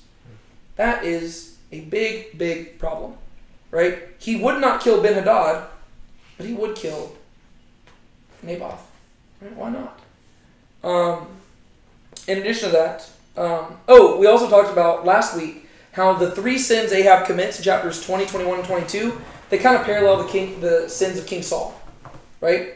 And remember, the middle sin was 1 Samuel chapter 14, and that is when Saul almost has his son Jonathan put to death. Right? Well, same thing. Right? In one way, Naboth is a brother to Ahab because they're both Israelites. But in another way, he should be kind of like a son to Ahab because Ahab is the king and this is one of his citizens. Right? He should have cared for him like a father to a son, but he did not do that. Right? And so it's really, really bad. So thus says Yahweh, have you murdered and also taken possession? And you shall speak to him saying, thus says Yahweh, in the place where the dogs licked up the blood of Naboth, the dogs will lick up your blood, even yours. It's like the blood of Naboth testifies against him. Yes. Yeah. The blood cries out to me from the ground. So he says, you might have thought you got away with it. You haven't gotten away with anything. I hear the blood of Naboth. And I see people, like I see the dogs licking up his blood. They're going to lick up your blood too. Whenever you realize that they're standing in a vineyard, this makes this all the more poignant. Because what do you do at a vineyard? Press grapes to make wine. Yeah, you press grapes to make wine, right? And you know how that works. You stomp on the grapes, the wine seeps out, right? And then you gather the wine together to drink it. Well, the dogs are going to be getting drunk very soon because they're going to have wine to drink, but it's not going to be actual wine. It's going to be blood, right? Blood and wine are often images of one another throughout the Bible, right? And so here they are standing in the vineyard. You took Naboth's wine and his blood, and so this vineyard is going to be taken from you in due time, and so too your blood will also be drank. But it's not going to be given to the kings. It's given to the dogs, right? Just like you gave Naboth such a horrible and humiliating death, and there was no honor behind what you did, so too your death will also be degrading to you, and you'll be debased in your death. You will have no honor, right? You won't die in this amazing feat in battle. We'll see this in next week's chapter, right? The way Ahab dies is embarrassing, right? It's humiliating. And so he says that's what's going to happen, right? You're going to, like, the only people going to be drinking your blood are dogs, right? Nobody else is going to be relishing it. The dog's going to show up and just lick it up, right? That's it. Go for it. And Ahab said to Elijah, "Have you found me, O my enemy?" And he answered, "I have found you, because you have sold yourself to do what is evil in the sight of Yahweh. Behold, I will bring evil upon you, and will utterly sweep you away, and will cut off from Ahab those who piss against the wall, both bond and free in Israel. And I will make your house like the house of Jeroboam the son of Nebat, and like the house of Baasha the son of Ahijah, because of the provocation with which you have provoked me to anger, and because you have made Israel sin. Of Jezebel also has Yahweh spoken, saying, The dogs will eat Jezebel in the district of Jezreel.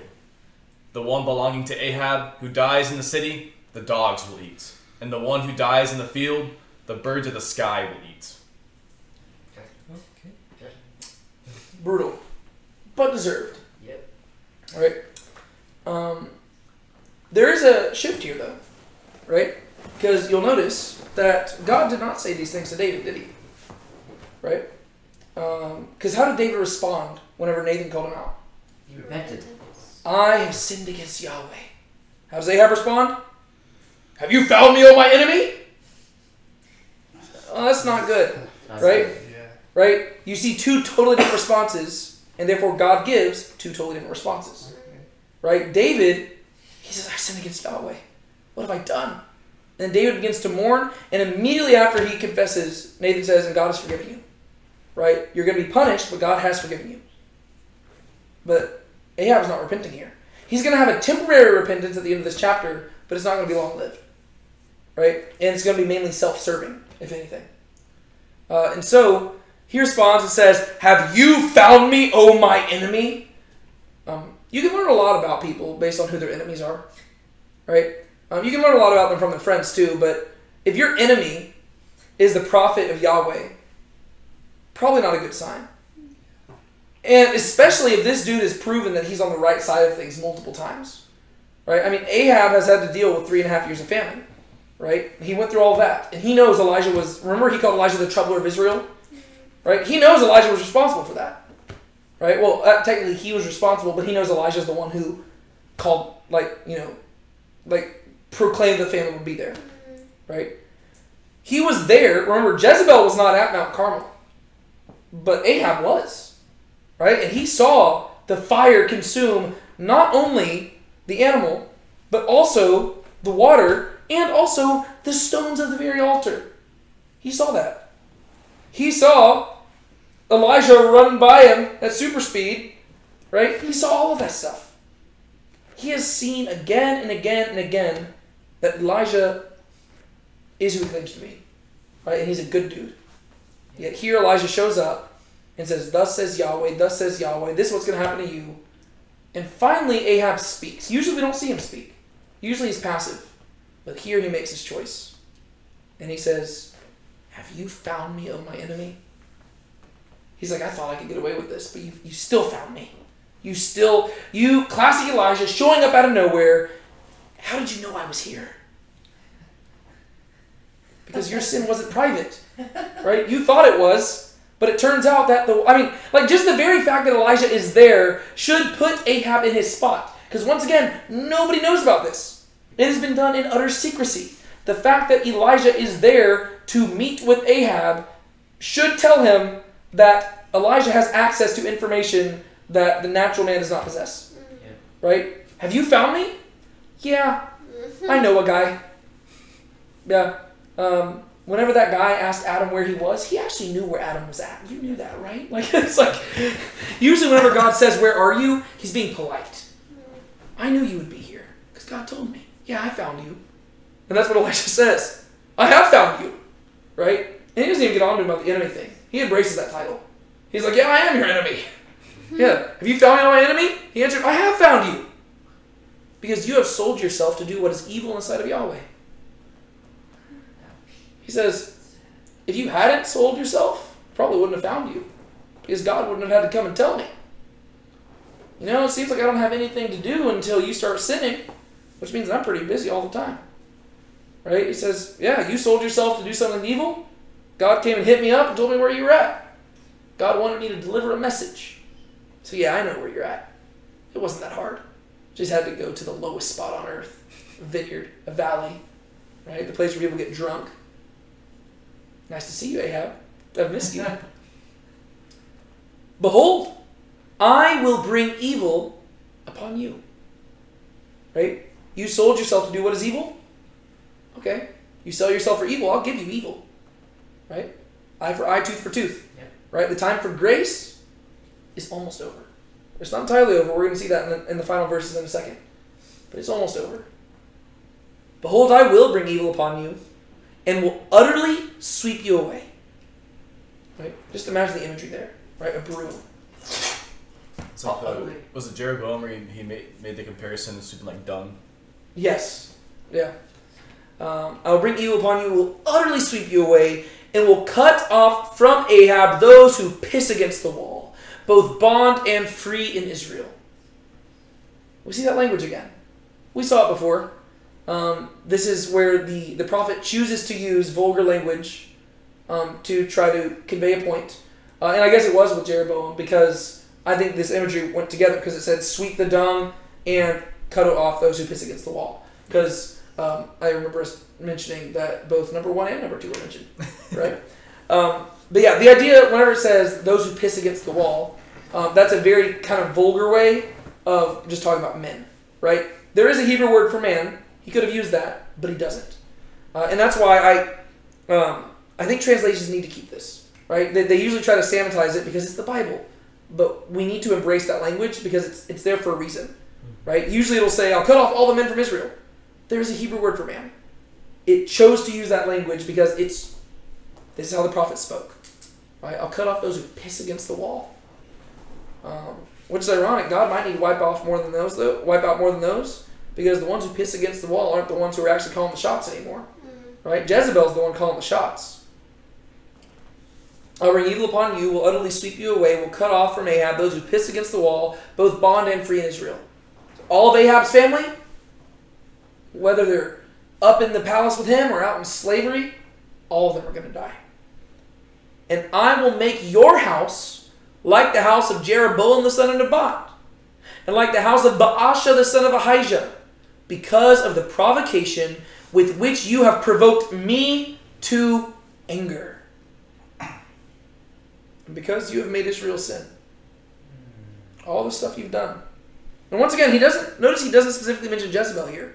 Jezebel's going to be mentioned in a second. But Ahab is the one who's responsible. Right? Jezebel might have written the letters. She might have sent the letters.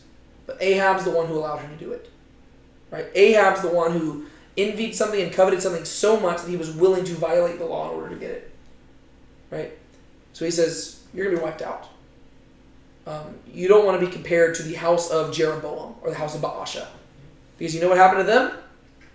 They died. Right? And Ahab would know this because his father, Omri, was the one who killed Baasha's family. Right? And so Ahab knows this well. And so Elijah shows up and says, hey, so previous prophets said this stuff to the other dynasties. And those things came true. And God was being gracious to you. And he was allowing you to endure. That's over now. So, you are going to be like Jeroboam and Baasha. Don't expect a male in your family to keep on living. And since we got to handle the female as well, of Jezebel also has Yahweh spoken. Don't worry. It was her. She did it. Yeah. Well, yeah, because that's what he could say, right? Because technically Ahab has been passive, right? He could say, I didn't do anything, right? This woman whom you gave me. Say, Yeah. He could blame Eve, right? Adam blaming Eve. But he could say, oh, Jezebel's the one who did it. And he says, yeah, I know I said all the ones who piss against the wall would do it, but don't worry, I got something special planned for Jezebel too. Of Jezebel also has Yahweh spoken, saying, the dogs will eat Jezebel in the district of Jezreel. Huh, it's poetic. Jezebel, Jezreel. The dogs, man, look at that. Feast. The dogs get they get a banquet, a feast. They get wine, blood. Man, the dogs, they're going to get fat. Right? They are eating good. The one belonging to Ahab, who dies in the city, the dogs will eat. The one who dies in the field, the birds of the sky will eat. This is an insult, right? The idea is you will receive no honor in your death. You will receive no proper burial. You will simply die, and no one will respect you. Right? In ancient cultures, even more so than ours nowadays, funerals were a big deal. Right? And he says, you're not going to get that. If you die in this city, the dogs will eat you. There's your burial. You die out in the streets, okay, well, the birds can have you. That's it. I think that was the same language that he used for like Jeroboam and Baasha as well. Okay. Yeah, makes sense. I think most of that's like pretty repetitive language. Yeah. Which shows that God's being fair. Right? Yeah. And gracious, because Ahab has been a lot worse than any of them so far. Yeah. Right? But he's finally gotten there. Yeah. All right. Final verses.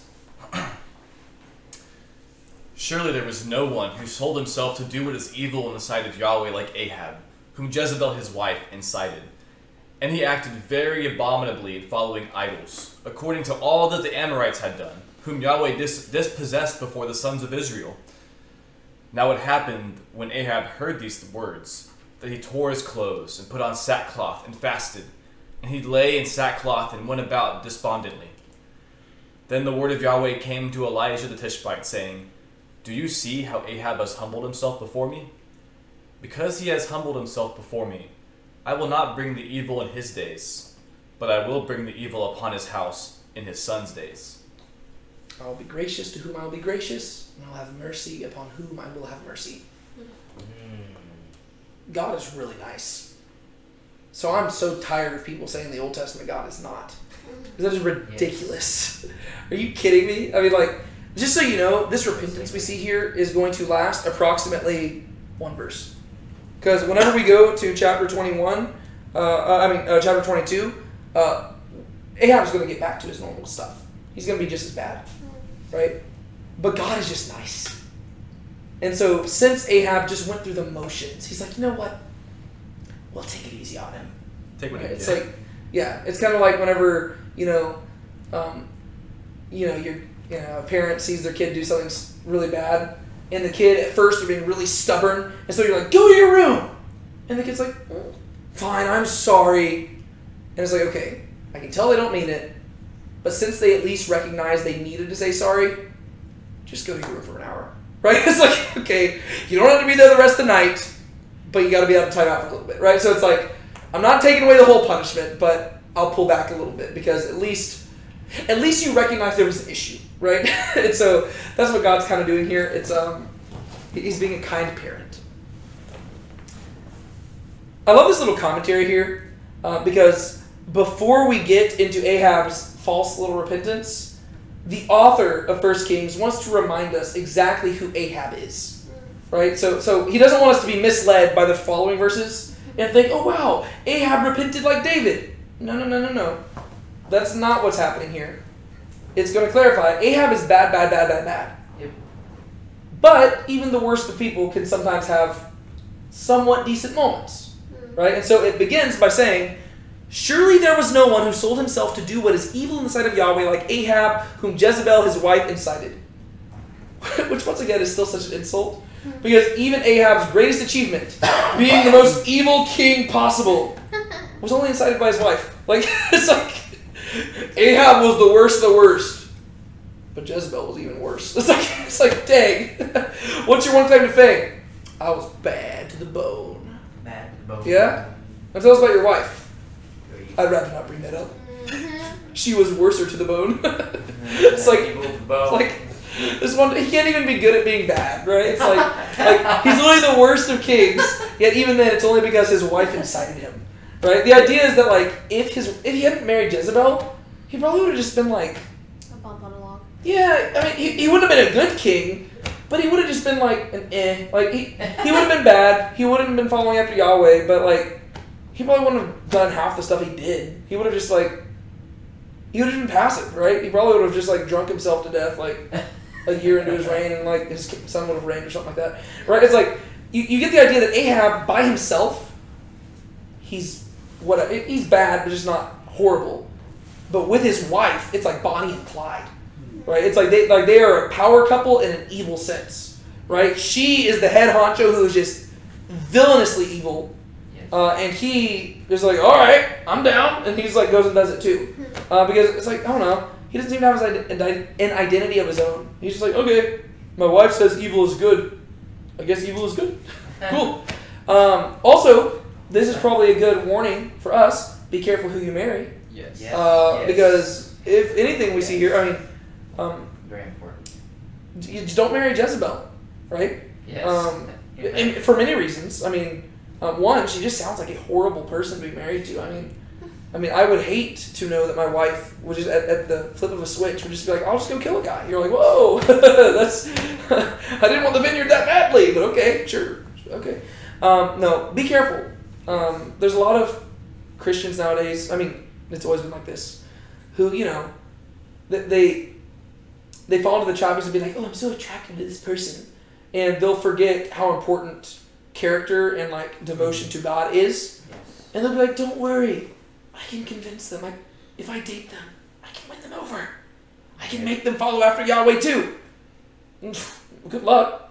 That doesn't usually work out that way. I mean, maybe it can happen, but more often than not, what's going to happen is that they're going to pull you away from God, right? Solomon was the wisest man on earth, and he got pulled away from God, right? And so another big thing from 1 Kings, be careful who you marry. Right? Amen. Solomon married the wrong woman.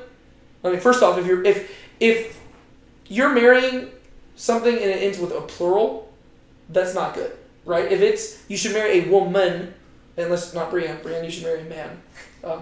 But you should marry a woman, not women, right? So that's already an issue. If you're marrying multiple people, that's a problem. But even if you're marrying one woman, like Ahab to Jezebel, I don't care how attracted you are to her, get away. And also, Jezebels don't marry Ahabs either, right? First off, I mean, you don't want to be learning life lessons from Jezebel, no matter what. But women probably shouldn't be marrying a passive guy like Ahab, right? God has called the men to be the leaders of the household. I know that's not a very, popular topic nowadays, right? But men should take the lead, right? I mean, that's not to take away the dignity and respect due to women and stuff like that. But God has created us distinct, and we have different roles. This is a whole bad situation, right? I don't think that this passage is about it's not teaching us just marriage values and stuff like that. But you can definitely pick them up from here, right? Ahab and Jezebel are like the couple made in hell, right? Or the match made in hell, right? It's a perfect combination of all the things that are wrong with a marriage, outside of polygamy, I guess. Surely there was no one who sold himself to do what is evil in the sight of Yahweh like Ahab. Notice that language is very much like what Elijah said, right? Elijah said, you have sold yourself to evil, right? And so God will pour evil upon you, right? And so the text says, there was no one who sold himself to evil like Yahweh. I mean, like Ahab, right? Not Yahweh. Yahweh sold himself to good, right? We should sell ourselves to good. But no one sold himself to evil in the sight of Yahweh like Ahab, whom Jezebel, his wife, incited, right?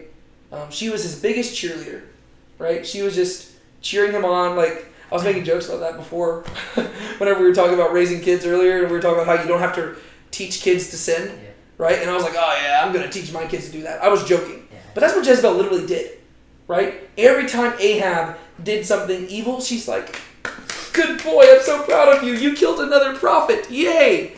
Right? That's what Jezebel is. She's inciting. Don't be like that. There are people who are like that, though, right? And I think working at a high school, I see this a lot, right? Even people who claim to be Christians, like they will just, I don't know, whenever they see somebody doing something like rebellious, they're like, yeah, awesome. Like they think it's cool, right? That's inciting. We don't want to be like that. Yeah, of At course. a Christian school? Of course, yeah. Christians aren't exempt to this stuff. Yeah. We're all messed up. Yeah, we are. And he acted very abominably in following idols, according to all that the Amorites had done, whom Yahweh dispossessed before the sons of Israel. You see the recanonization, right? He's making Israel into a new Canaan, right? The Amorites had been living there first. God kicked them out. You know what Ahab did? He made it look like the Amorites never left.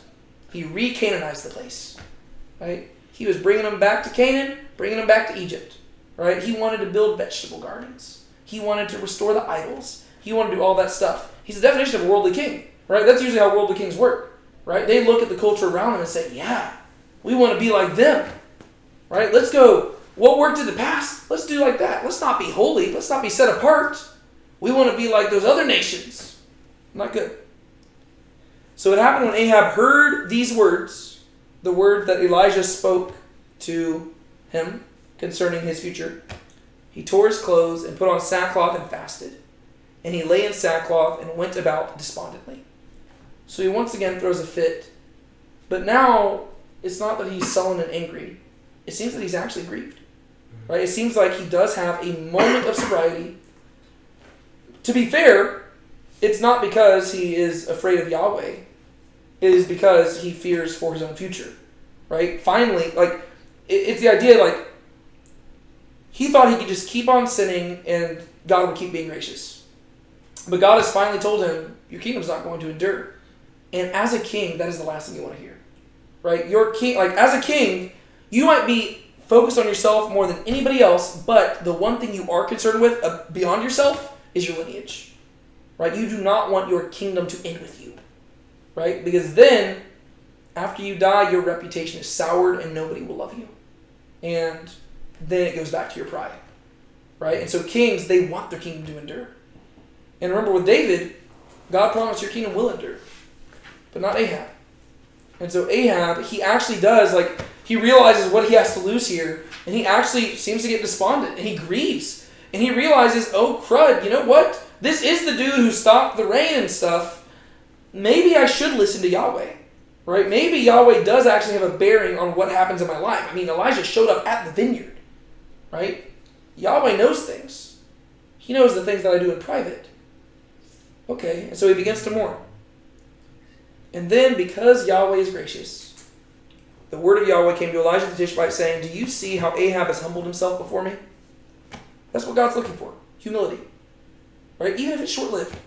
He just wants to see you humbled. Do you see how Ahab has humbled himself before me? Because he has humbled himself before me, I will not bring the evil in his days, but I will bring the evil upon his house in his son's days. This is very similar to what we read about with Solomon.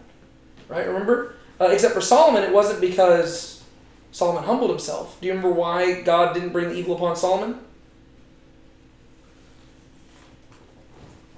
For David's sake.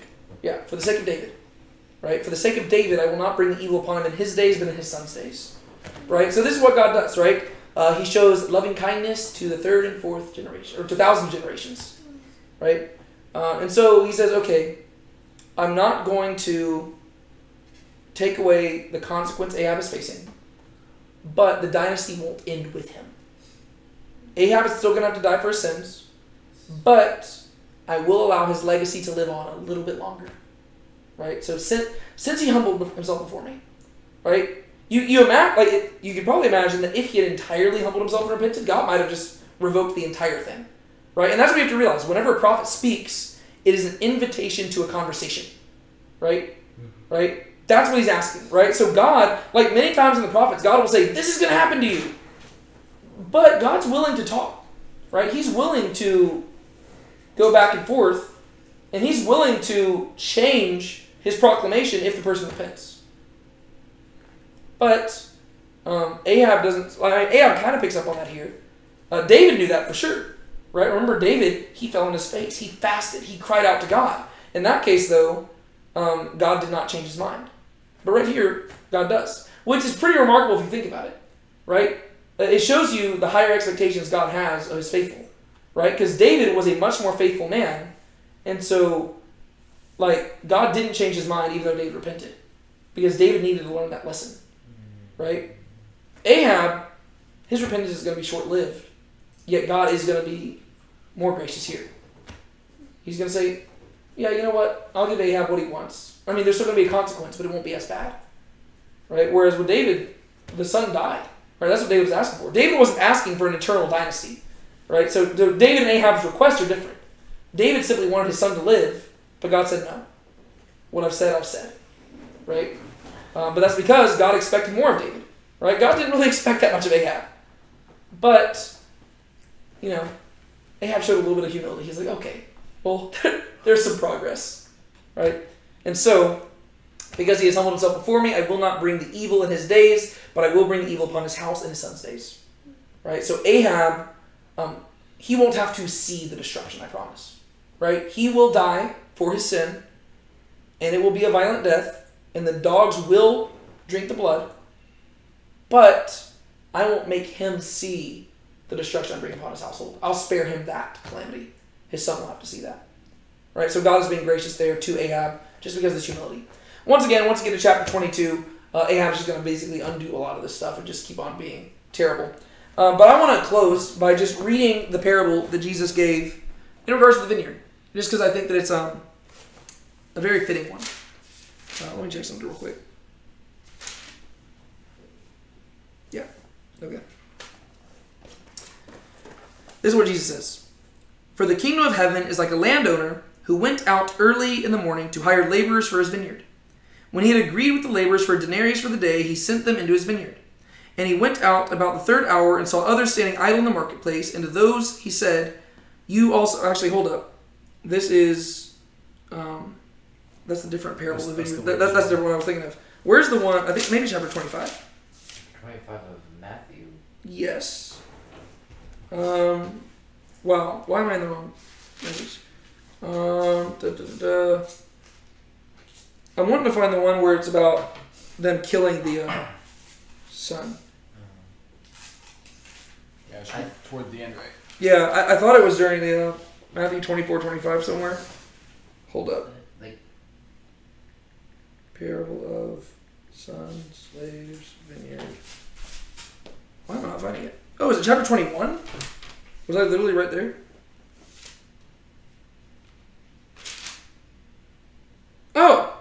I was just in the wrong chapter. So I was literally on the right page. Just said, okay. Listen to another parable. There was a landowner who planted a vineyard and put a wall around it and dug a winepress in it and built a tower and rented it out to vine growers and went on a journey. When the harvest time approached, he sent his slaves to the vine growers to receive his produce. The vine growers took his slaves and beat one and killed another and stoned a third. Again, he sent another group of slaves larger than the first, and they did the same thing to them. But afterward he sent his son to them, saying, they will respect my son. But when the vine growers saw the son, they said among themselves, this is the heir. Come, let us kill him and seize his inheritance. They took him and threw him out of the vineyard and killed him. Therefore the owner of the vineyard comes. When the owner of the vineyard comes, what will he do to those vine growers? They said to him, he will bring those wretches to a wretched end and will rent out the vineyard to other vine growers who will pay him the proceeds at the proper seasons. Jesus said to them, did you ever read in the scriptures, the stone which the builders rejected has become the cornerstone. This came about from Yahweh, and it is marvelous in our eyes. Therefore I say to you, the kingdom of God will be taken away from you and given to a people producing the fruit of it. And he who falls on this stone will be broken to pieces, but whoever it falls, it will scatter him like dust. So Jesus gives that parable to explain why Gentiles receive the gospel, right? And it goes way back to here, right? Because this whole chapter here is a picture of what the leaders of Israel did to the prophets, right? Ultimately, Naboth, once again, his name is very similar to Nevi'im, right? For prophet, right? So here we have Ahab killing the owner of a vineyard, right? The guy who, honestly, it's not even like he's the owner, but he's also the protector of the vineyard, right? He was trying to protect the vineyard from a tyrant king. Right? That's what the prophets do. Right? The prophets take care of the vineyard Israel because they're trying to protect it from those people who would come in and try to lead Israel astray, who would try to turn Israel into Egypt, who would try to take a vineyard and turn it into a vegetable garden, right? Who would take the temple of Yahweh and replace it with the temple of Baal, right? The prophets are the ones who protect the vineyard, and they're in charge of trying to, keep it safe. But throughout the Old Testament, and we see it, we've already started seeing it show up here. It's going to get even worse in 2 Kings. And if we talk about the prophets, we're going to see this continue. The people are going to ultimately kill the prophets. Ultimately, that's going to lead to the Gospels, where Jesus is the Son who is sent to the vineyard, and God says, maybe the people will show, maybe they'll be kind to him, right? But when Jesus shows up, kings try to kill him. The Pharisees and the Sadducees conspire together again to kill him. And the only one who ends up having him killed, who didn't seem to think he was guilty, was Pontius Pilate, a Gentile. And so, who's the gospel going to go to? The Gentiles. Right? Because apparently the Jewish people, they don't want to take care of the vineyard. And so God's going to go find another vineyard. Right? And he's going to see if those people will respond to him. And whenever they respond to him, the people who own the original vineyard, they're going to get jealous. Right? And so, I just love the image here, because this whole story with Ahab and Naboth, it's just a perfect picture of exactly what's going on here. Right? Because here Elijah shows up, right? And Elijah is protecting the vineyard in place of Naboth, right? Naboth was put to death. And so Naboth has died, and now the Nebaim, the prophet, shows up. And he stands in Naboth's place and says, "What have you done?" And Ahab has tried on several times to have Elijah killed, but God is going to spare Elijah, and Elijah won't be killed. Right? We'll see that at the beginning of 2 Kings. But yeah, so this whole thing is just, I think, a really cool portrait of like the big picture of the story of Israel. Which then leads us into the last chapter of 1 Kings, which we will cover in 2 weeks. One of my favorite stories. We are going to talk about Micaiah the prophet, who is the sassiest character in the entire Bible. He's hilarious. And we will talk about the death of Ahab. Right? And that will be the end of 1 Kings. And then Sean will lead us through 1 Peter. Yep, we're going to go through 1 Peter. And then after that, we'll go back to 2 Kings, Lord willing. One of y'all want to close us out in prayer? Go for it. Lord, we thank you for this time that you've given us together to be able to gather and to open your word and to learn more about you.